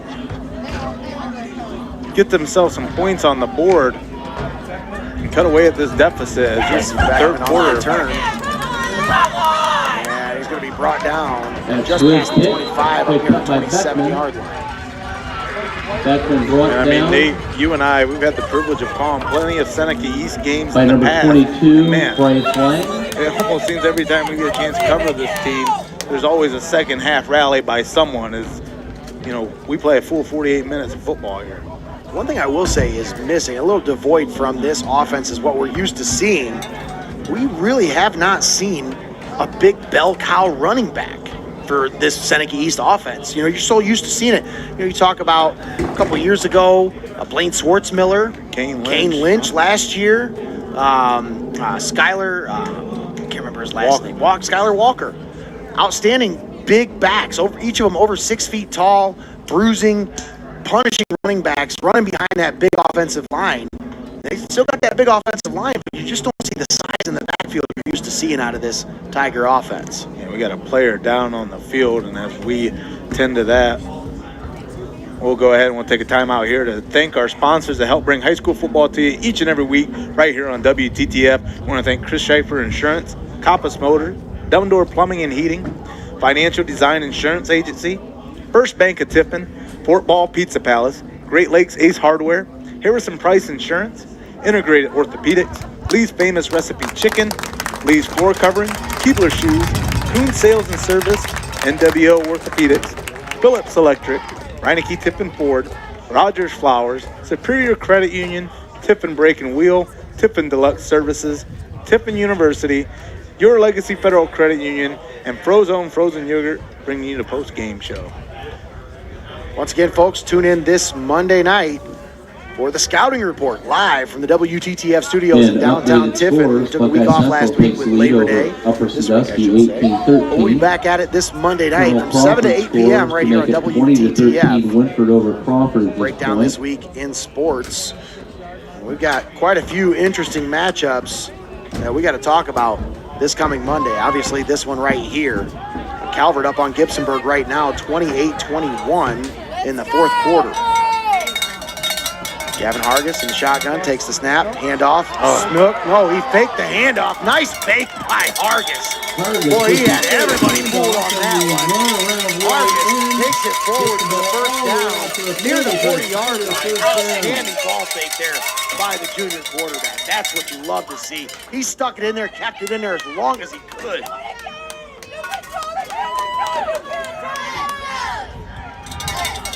So here we are. First and 10, handoff, Beckman off the left side. Beckman forward to the 45, near the first down marker. Stays down just shy of the first down at the 47-yard line. Jesse Beckman with his first big run of the second half. Sometimes you just got to go with what brought you to the dance. Play your brand of football. Try to get on the board, and then you can take outside the box. Back up the middle. This is the kind of fun you want to see Jesse Beckman. Instead of the east-south, let's go north, or east and west. Let's go north. Let's just pound the head forward. One cut and make your way upfield. Trey Combs, number 9. Brought down finally by Landon Snyder. Combs down on the play. 2:43 left to play here in the third quarter. We'll keep it right here. Mohawk leading 33-14 over Seneca East. Again, we just want to thank you for joining us here for this edition of high school football. And again, if you want to see the companion piece available in the video stream, head on over to our WTTF Sports Facebook page and follow that Boxcast link so you can watch the second half of this one. It's been a thriller here in Attica. Norwalk now leading on Sandusky 10-7. That's in the fourth quarter. Carey just pouring it all over. 62-0 over Bucyrus right now. Let's see here. Lakota 44-0 on St. Joe. And then Fremont Ross all over Lima Senior 42-6.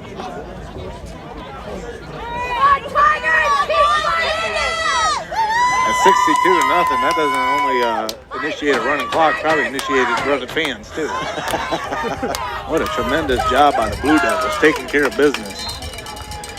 Calvert on top of Gibsonburg in the fourth quarter, 28-21. Now we're back here at Attica, Seneca East. Botch snap. Botch the snap, able to pick it up, gets it to Beckman, and Beckman's still able to make something happen. Carries it forward and has the first down to the 35-yard line. Jesse Beckman. Now a chicken salad moment for the Seneca East Tigers as the Warriors, they had the penetration. Kyle Stillberger, number 57, comes in, thinks he has the running back dead to rights, but a nice football move to the inside. Ties up with a 2nd and 1. Takes the handoff. Hargis loads it up. He's going deep. He had Bischoff, but he overthrows his intended receiver down the right sideline. Bischoff had a step on his man down the right sideline, but Hargis unable to put it there. You don't want to question the play call on there, but man, when you have a 2nd and 1 and you're driving the ball with those punishing runs, why not just bowl ahead and give yourself 2 more shots to throw it downfield rather than just trying to catch the defense off guard there, I think. 3rd and 1. Hargis, low snap, gets it under control. Oh, Beckman broke a tackle, but unable to break the second one as big number 65, Caleb Leith, made the initial contact to slow Beckman down. Stop. Loss And then number 23, Mason Danner, coming in to clean up the mess afterwards. Man, Caleb Leith has been in the backfield all night long here tonight. And at 5'7", 210 pounds, he's kind of high. Yeah, but there's going to be a start. The receiver. Flag on the play. And Hargis, you can see, is visibly frustrated as he throws his hands up into the air. Receiver on the left side down here, as they're driving left to right on your radio dial, jumps early and now moves the chains back. Facing a 4th and 9 after the run. Would have got you the first down. He's got to. This game comes down to who's going to make the least amount of mistakes, and that was a big mistake. So a 4th down and 9 coming up here. The Tigers have got to get this 4th down conversion if they want to stay in this ballgame. You're down inside of a minute left to play in the 3rd quarter. Danged if you do, danged if you don't. You have a chance here. Get the Warriors back the ball at midfield. Low snap. Hargis loads it up over the right side. That's incomplete. He was looking for Beckman. Beckman was trying to come back for the ball. The receiver, or the defender, was just doing a good job of just keeping his body in front of him and not letting the receiver drift back for the ball. That's just a heads-up defensive play. Of course, they're going to want that flag, but the ball was underthrown there, Tommy, and there was nothing he could do. Here's the thing, too, is when you're working for the sideline, it's the man that gets the inside control that's going to win that play. And if you've already ran on the outs of the sideline, they're not going to call that. Yeah. You don't got a chance at it. So once again, Warriors take over with great field position. Ball at the 43-yard line. Landon Snyder loads it up to the right side. It's complete. He's got it out to the receiver. And that's Zayden Fry. He's got it up to the midfield marker before he's driven backwards. Well, marking forward progress up to the 49-yard line, close to the 1st down marker. Pass goes for a completion. Sophomore, Zayden Fry. 9 yards. Made a couple of catches so far in this one. Looking pretty good tonight. 2nd and short coming up. That could be the last play of the 3rd quarter. I believe it will be. A little bit of... Well, they won't have to go far. They're just going to let it run. They won't have to go far to switch sides there, Tommy. All right, folks, we're going to step aside, take a timeout. We'll be back with the exciting conclusion of tonight's ballgame between Seneca East and Mohawk, with the Warriors on top of the Tigers, 33-14 as we head to the 4th quarter. We'll be back after this. You're listening to High School Football right here on WTTF.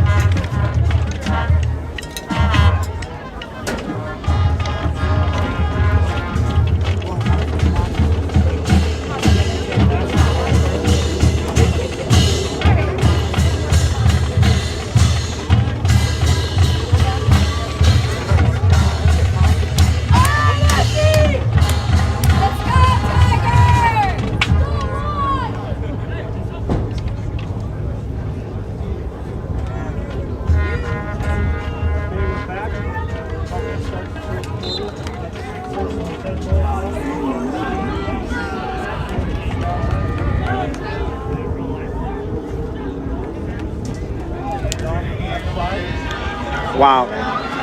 Wow. And we start the 4th quarter of action with a punishing run by Jesse Leith. As on 2nd and 1, he carries it forward and gets it all the way down to the 30-yard line. That's good for 18 yards and another 1st down. Leith, another run off the left side.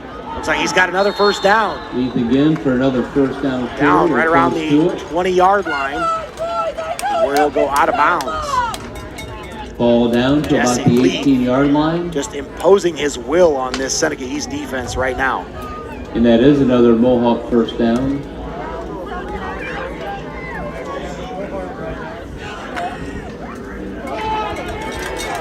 Still fresh set of downs now. Ball would be 18-yard line. Snyder, handoff. Leaf up the middle. Bounces off a tackler. Buries his head forward. Got it down inside the 15, down to the 13-yard line.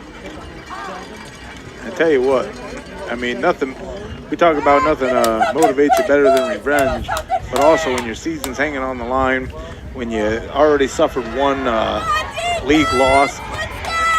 This Mohawk team, they came in here as polished as I've seen any high school team thus far this season, and you got to ask yourself, I'd hate to see them carry them. This has been one tough Mohawk team that came on the road. Snyder back to pass, loads it up into the end zone. Incomplete, as Heyman was the intended receiver in the back corner of the end zone, but great coverage on the play by Cody Hyberthausen over there on the left side. And this is where, I always That pass tip my broken hat up. to Forces the a Seneca third East down. defense, because when their backs against the wall, they're able to fizzle out a lot of teams' drives, especially once they start rolling on them. So now 3rd and 3 for the Warriors. 38 left to play in the ball game. Landon Snyder in the shotgun. Takes the pitch to the right, There's carries your it to the left, and it looks like the defense did a nice job of staying home on that one. Didn't fall for the fake, Tommy. That should be Looks like Brock Ferris on that stop. Yeah, 4th and 4 Forces coming up a now fourth for down the Warriors. Warriors. And this is a big money down here for this Seneca East defense. They got to come up with a stop here. I mean, you're gonna be dependent on one heck of a rally, but it's definitely not impossible with this coach team. But you got to do the work right here on 4th and 3. Big money down. Watch this play here. Snyder on the keeper, most likely. No, Snyder over to the right side, and it is incomplete. Pass intended for Intended 24. receiver was Incomplete. Zayden Fry, but he drops the ball. Oh my goodness! And that's going to turn the ball over on take downs over back on to the downs Tigers. for They take 10. over at their own 12-yard line. Well, fortune favors the bold, but not on that play, as Fry, unable to come up with the reception for the Warriors, turns the ball over. And now, if there was ever a time, ever a drive that you needed to make something happen, this is the drive for the Seneca East Tigers, and they're going to have to pack their lunch, Nate, as they're pinned down in their deep in their own territory on the 11. Low snap. Hargis gets it under control. He's going to have to keep it himself up the middle, and makes a little something out of nothing there, up to maybe a yard Low or two snap, gain. and Hargis keeps 2nd and it. 9 coming up. Short gain, 2nd down and They got to 9. get this. They got to get this snapping controlled. You can't just keep rolling it off your ankle, and anytime you delay a play to develop, it takes that much longer for it to come to work. This Mohawk defense. Shotgun formation, 2 backs in the backfield with him. 2nd and 9. Hargis takes the snap. Now that was throws it nice. up. Oh, left side, but he overthrows Pass his intended intended for receiver. I number think he thought his receiver was going to run a 3, certain Cody route. Hyberthausen, And incomplete. Hyberthausen wasn't 3rd where he down thought he was and going to 9.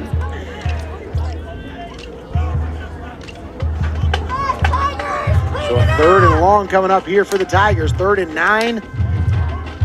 Ball backed up all the way on their own 13-yard line. Yeah, these Warriors, they don't make it easy on you, do they? Not at all. You got to think, Tommy, after coming off that heartbreaking loss last week against Cary, they had to come into tonight just extra motivated. 9-12 left on the game clock. Low snap.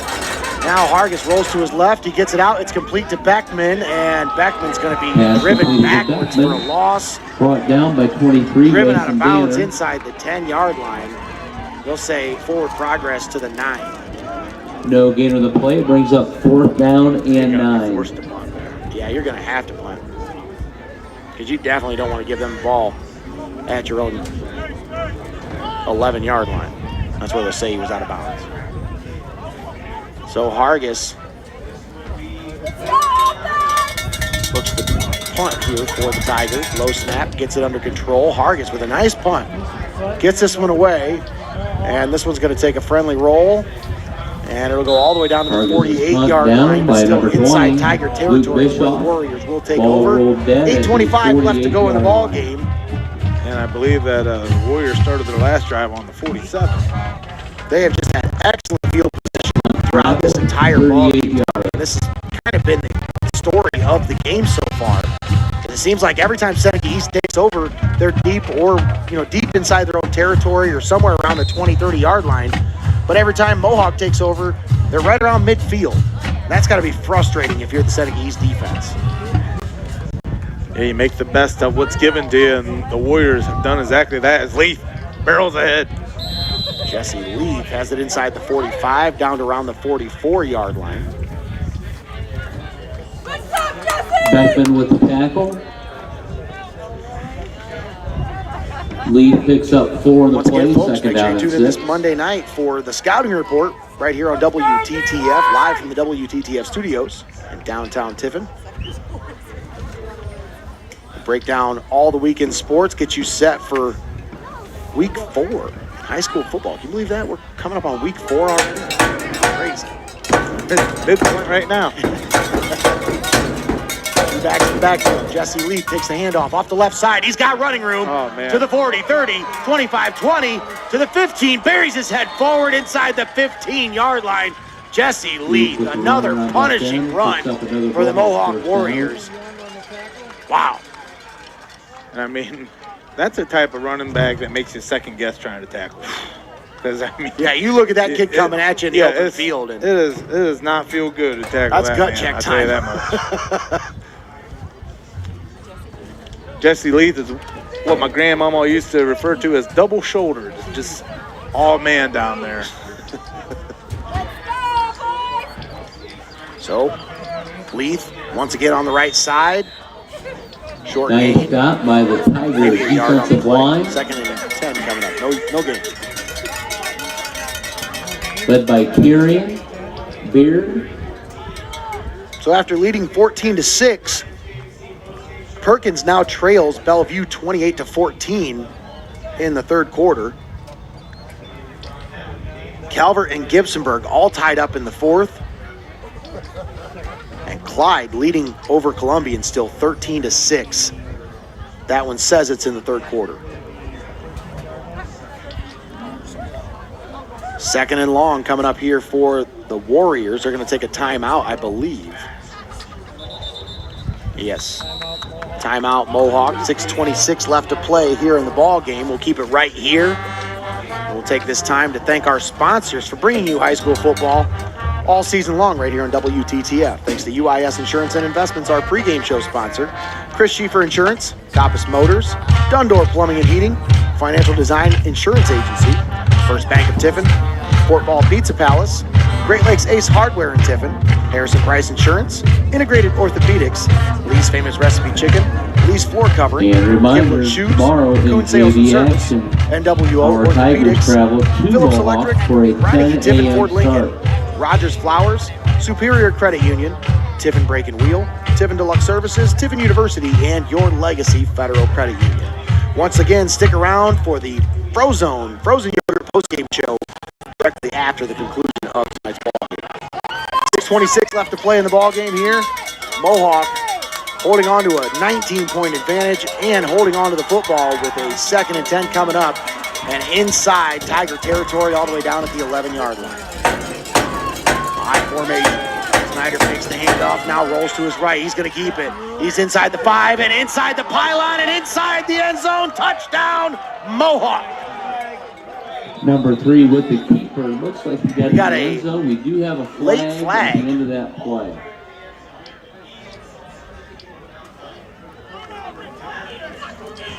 That flag flew at a distance there, Tommy. I mean, that was that referee chucked that one. There's at least a 30-yard toss there from that flag across the field. We're going to see if this is something that occurred after. I didn't quite get an eye on when they threw it exactly.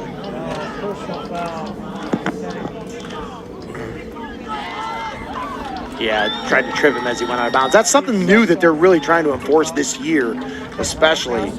They've changed the ruling on it to allow it for basically, it wasn't really a rule in high school football up until I believe, Looks like last year. personal foul on And Seneca they didn't East. really enforce it very hard last year, but this year they're really trying to clamp down on that just to avoid injury. You know, that's something that it's at the college level, it's at the pro level, but it just hadn't been at the high school. It just wasn't a rule at the high school level up until last year.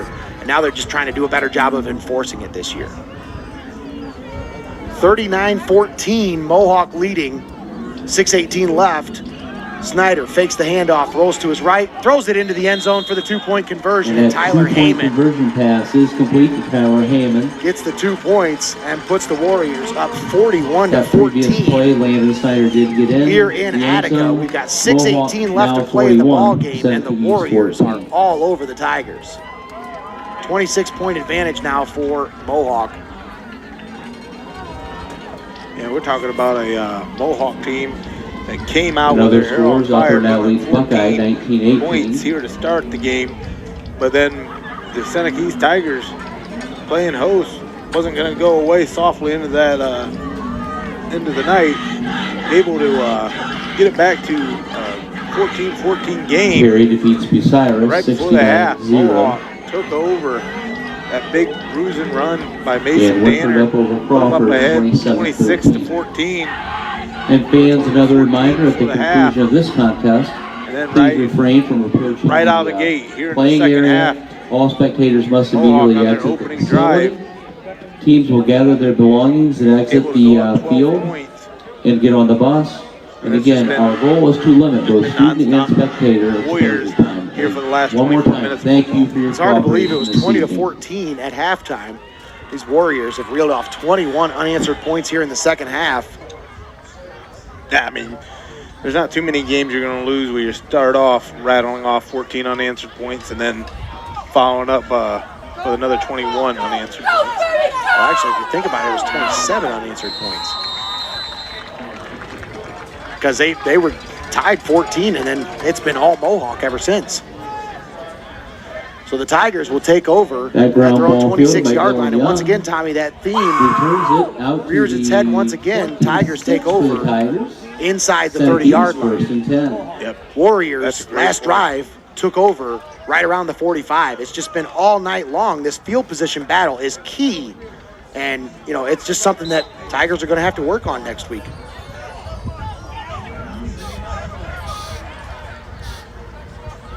Gavin Hargis in an empty backfield now. Junior quarterback takes the snap, loads it up to the left side. It's complete. He's got it out there to Hyberthausen. And Hyberthausen puts his head Hargis' pass forward. but completed to number Not a whole lot 3, doing Cody there. Hyberthausen. Maybe a yard or two. Actually, they'll say no gain. 23, Mason Danner with the stop. Second down and 10. Well, as the clock rolls on, these possessions and each down becomes all that much more important. And with this 41 to 14 hole you find yourself in, you know, your chance kind of slim to none.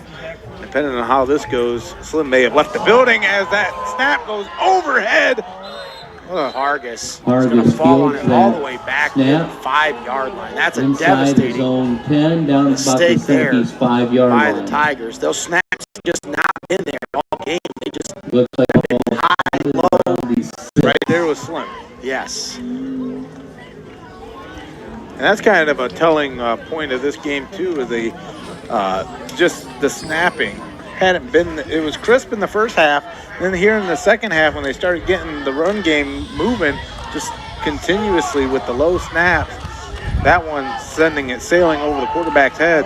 Hargis. Oh, he's going to be brought down, and it looks like a safety in the end zone. It is.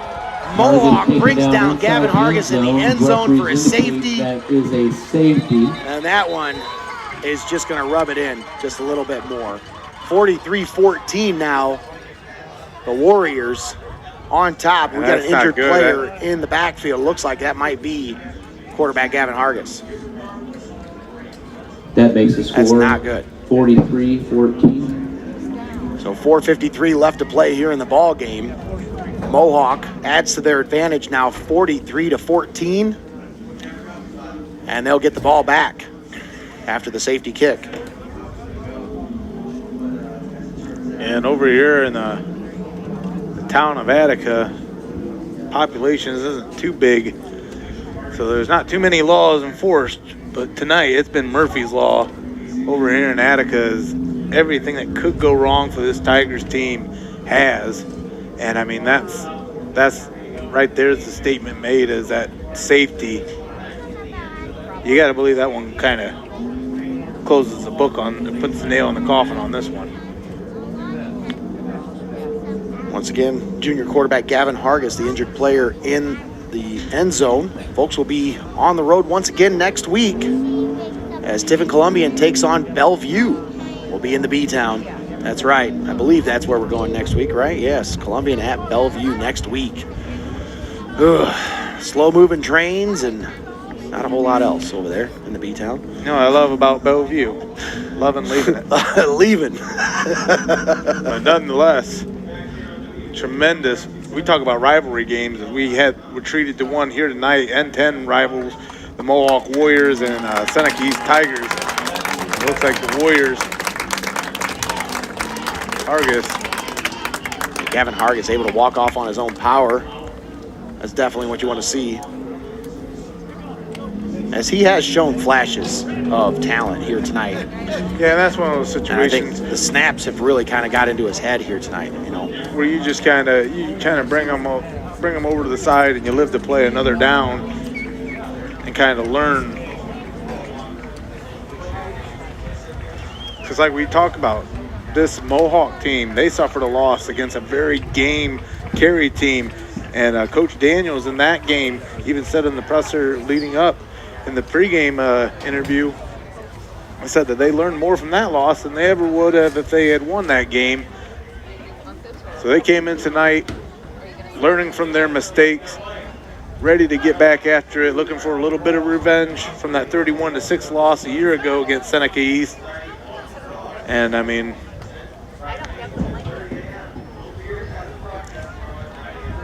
both teams look to roll into week 4 at 2-1 now.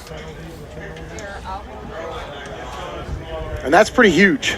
I mean, Mohawk, they needed this win tonight, Tommy. Obviously, both teams wanted the win, but Mohawk really needed this one. And when we talk, all teams make it in the playoffs. Right. We understand that. But for the bragging rights of the N10 and to be able to stake your claim to the N10 championship, you have to win this game tonight if you're Mohawk.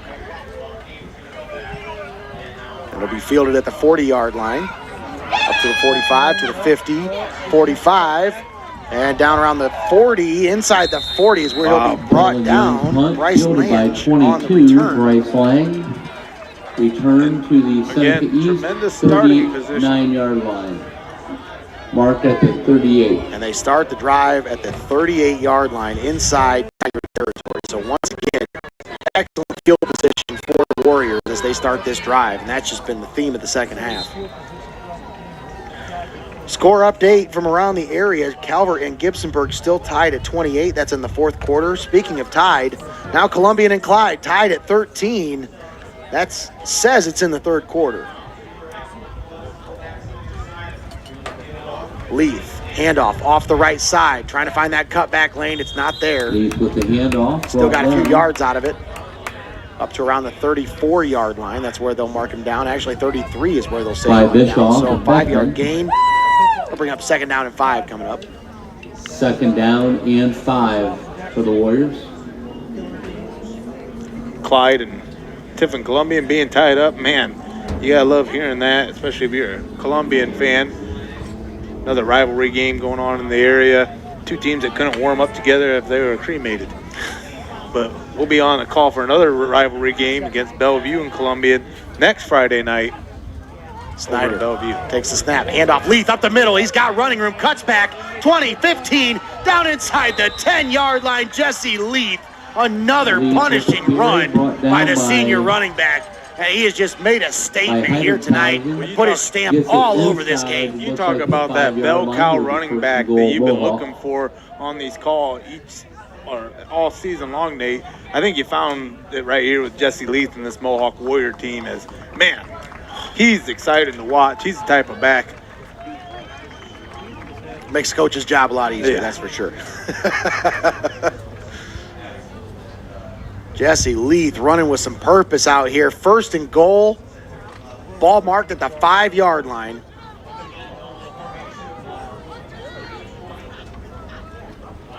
Mason Danner takes the snap, keeps it up the middle, and he's going to be shut down by the defense before he gets to the goal line. Snap goes right Short to gain, Mason maybe a Danner, couple takes yards. Up the middle. Sets him up with another second and goal situation here. Gains maybe a Down to couple. 3:05 left in the ball game. Down Make sure to you the stick around for 3-yard the line, Frozen first and Yogurt goal. postgame Second show goal at the 3. right after the conclusion of tonight's ball game.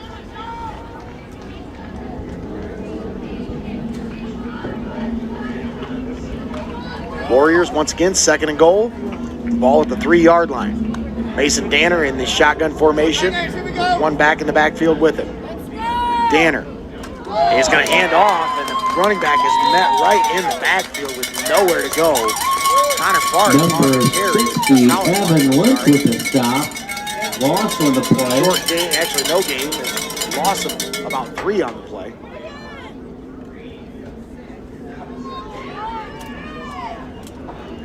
Well, you knew this Seneca Moves East the ball defense all was the going way to call off back the to the dogs. They're going 8. to play each and every down. Because with this shortened schedule, you don't got time to rest on those reps. You got to get each one in that you can. And what was, at one time, first Goal at the 5. Yep, turned into a Timeout, 3rd and 8. Mohawk. Well, you notice they took Leith off the field once they got down inside the 5. 1:51 left to play in the ball game. Warriors take a And timeout. upcoming junior high action is junior high All the way football, down. September 15th, Tuesday. Home against Bucyrus, that is 8th grade. Junior high Mohawk leading volleyball is in Sandusky now, action 24-17 in the Monday, fourth quarter. Tuesday, and Thursday. Monday Gary just at once Upper again pouring Sandusky, it all over home. Osiris. Tuesday against Pearl 69 Crawford, to nothing. and away Nice. at Mohawk on Thursday.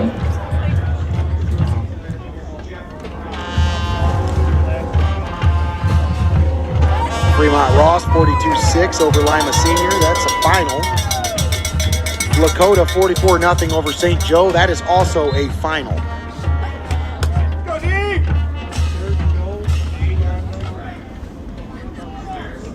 Landon Snyder in the shotgun, takes the snap, back to pass, loads it up. He's going into the end zone, and it is incomplete.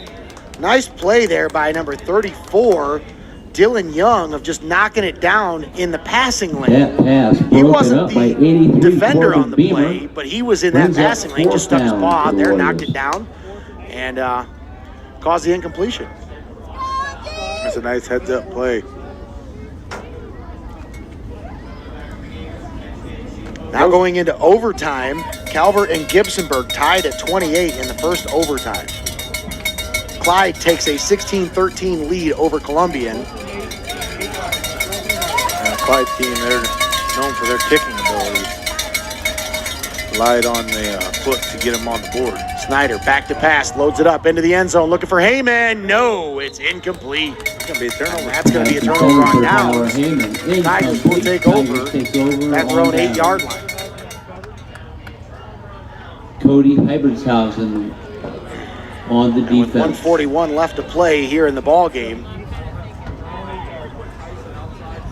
the Tigers now just trying to put together some kind of momentum to carry into next week. Well, their last drive when they were backed up in their own red zone ended with a safety for Mohawk. And now a familiar name checks in at quarterback, number 12, Foose, but not Chase. That's Blake Foose, that's the freshman.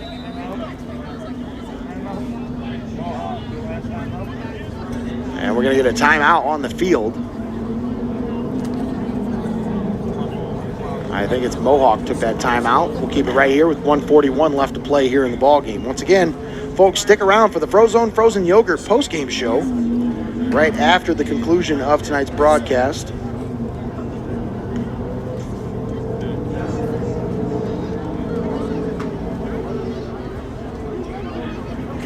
Don't forget to tune in this Monday night for the Scouting Report, 7 to 8 p.m., live right here on WTTF, AM 1600, FM 93.3. We'll also be streaming online at WTTF.com and on your free WTTF app That's a scouting report this Monday night from 7 to 8 p.m. live in the WTTF studios in downtown Tiffin.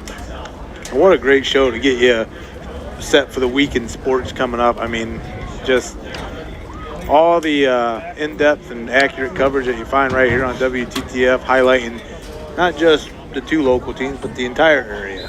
Get you set up for the weekend sports and where you can find those great games if you're unable to attend. Yeah. Bad snap once again, and it looks like Mohawk's going to fall on it. They get the ball back at the 5-yard line, 1:37 left to play. And bad snap, you can write that on the epitaph of this game as the miscommunication between center and quarterback. That's really thrown off the tempo and momentum in a lot of these drives by the Tigers.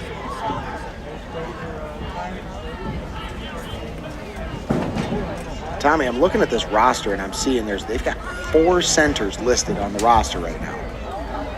Now, do you think that's possibly because they couldn't figure out who was going to be center? Because you see they're having a lot of problems down there on the line getting that snap back. Now, obviously, we're limited in the workout times in the offseason. As Landon Snyder in the victory formation takes his knee, trying to run the rest of this clock out. You're limited in practice time, but reps with the center is something that's something you can pull everybody off to the side that needs to work, and you get them some work off to the side. That's definitely going to be on the agenda this week, I can tell you that, for Ed Phillips and his staff. I don't think it was a problem in the first 2 games. I think it reared its ugly head tonight at home. Yeah, and again, you got to do the little thing right for the big things to happen, and it starts with fundamentals. Victory formation once again for the Warriors. Snyder takes the snap and takes a knee. Thank you again to the Seneca East And they'll have to run one more senior play before the end of the ball players, game. the cheerleaders and band members for everything you have done for Seneca East schools. We are proud of everything you've done. Also, thank you, Seneca East and Albert Mohawk Gibsonburg fans, for still your tied at cooperation 28 tonight for during first these overtime. COVID regulations and rules. We really appreciate your cooperation. This And Tiger really is a fans, class move by looking the forward to Warriors. seeing you back Having the ball next in the red Friday zone. as the It Seneca East coulda Tigers drew up some host plays the and Winter ran your Royals offense. for our But I mean, homecoming game. with a 43-14 victory over the Tigers, a Have very a good game, night, and please undefeated travel safely 2-0 going home. Seneca East Tigers. I think you played a great 48 minutes of football, a complete 48 minutes of football, which allows you to run your favorite play, the victory snap. Absolutely. That's the end of tonight's ball game with your final score 43-14. Seneca East falling to 2-1. Mohawk moving to 2-1 on the season. And most importantly, 2-1 in the N10. We're going to step aside, take a timeout. We'll be back with the Frozone Frozen Yogurt postgame show. Once again, your final score, Mohawk 43, Seneca East 14. We'll be back after this. You're listening to high school football right here on WTTF.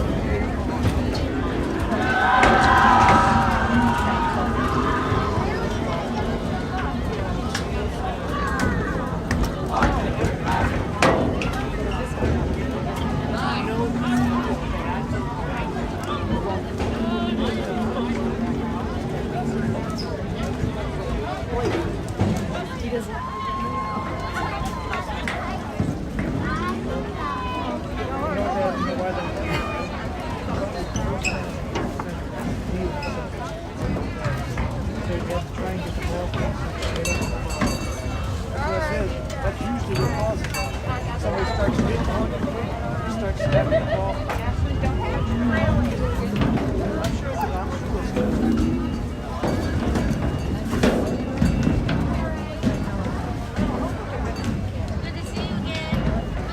You're a long time. It's not the same. No, that's why. No, it's not.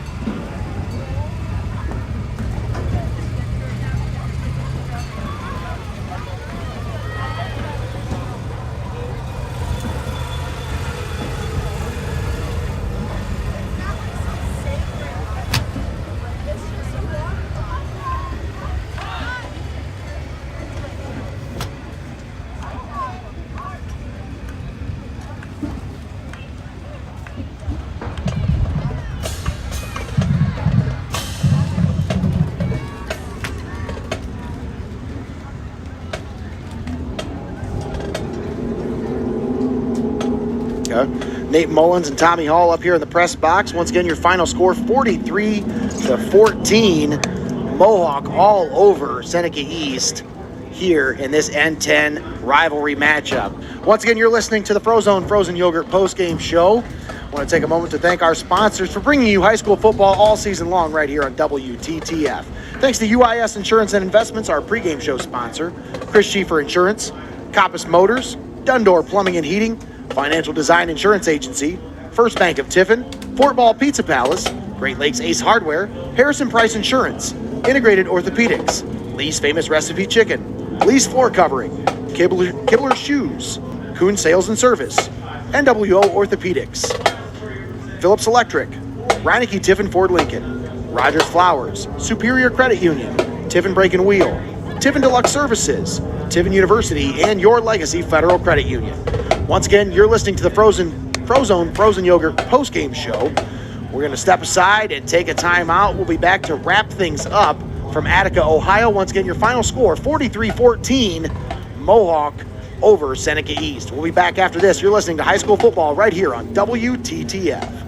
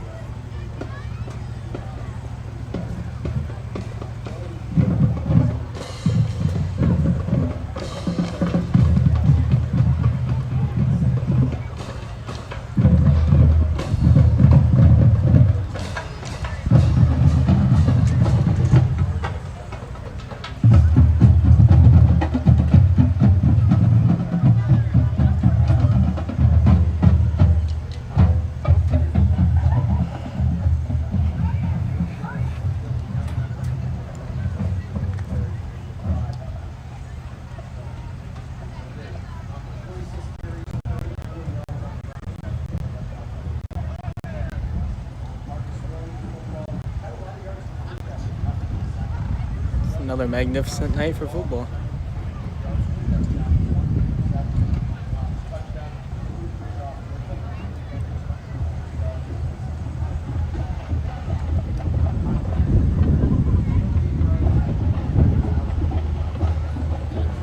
Attica, Ohio.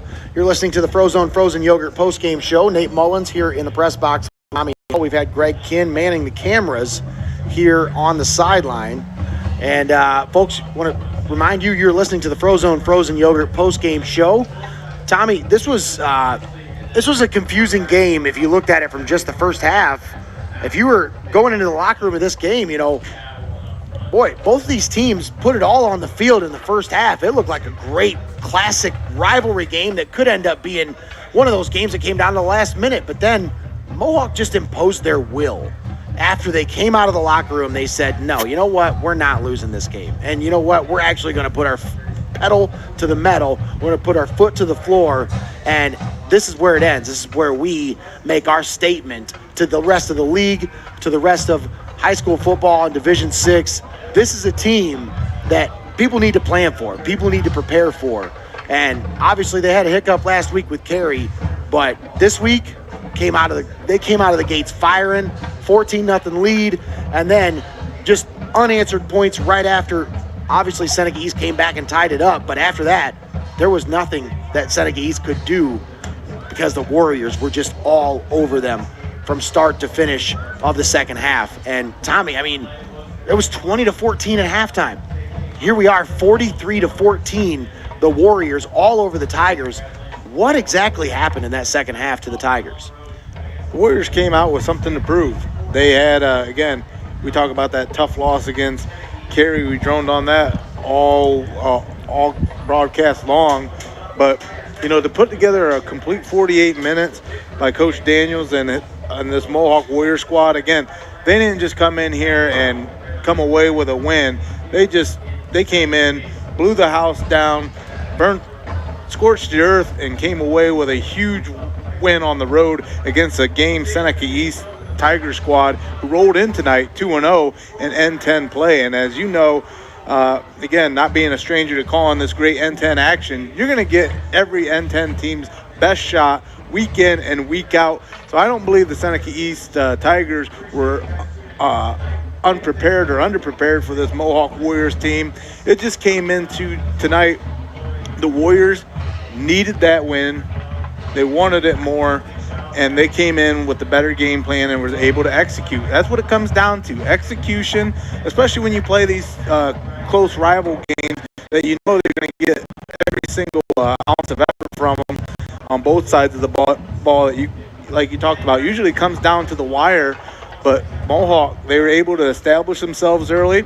They got out ahead 14-0, and then from there, Seneca East rallied back, got it tied, got it within a 6-point ball game at the half.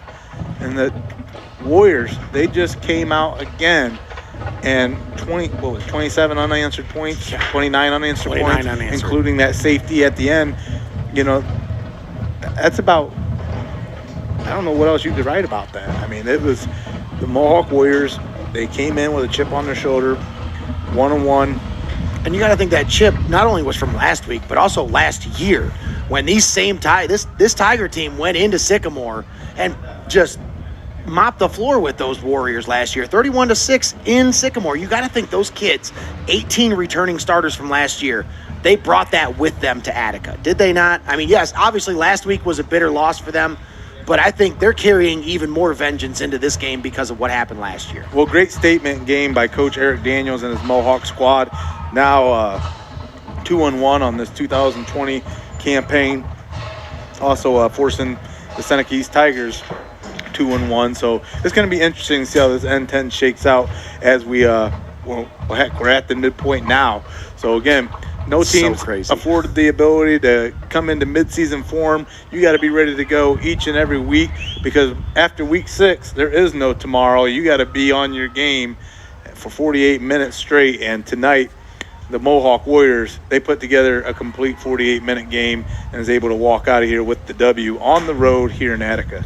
That's absolutely right, Tommy. It was a great performance by the Mohawk Warriors on both sides of the ball, Tommy, and even on special teams. All three phases of the game tonight, they really took advantage of all of their opportunities that they were given. You think about it, the field position game was huge tonight. Every time Mohawk had the ball, it seemed like they only had 50, 55 yards to go to get into the end zone. Whereas Seneca East, it seemed like every time they had the ball, they'd have 70, 75, 80 yards to go before they got into the end zone. So it's just you're constantly trying to dig yourself out of that hole. And that was kind of the theme for the whole game tonight, it felt like, was field position. And then the defensive calling card in the second half, obviously experienced teams are going to play great defense. And that's what you saw in the second half. Eric Daniel and his coaching staff saw what they needed to make adjustments on in the locker room. They came out with a plan in the second half, and they did a great job of making adjustments and just capitalizing on all those opportunities that they had, Tommy, because like you said, there were opportunities for the Warriors at every single turn in the second half. It seemed like the Tigers couldn't get out of their own way. And with that, like I said, the Warriors, they just got to feel good about what they were able to do tonight.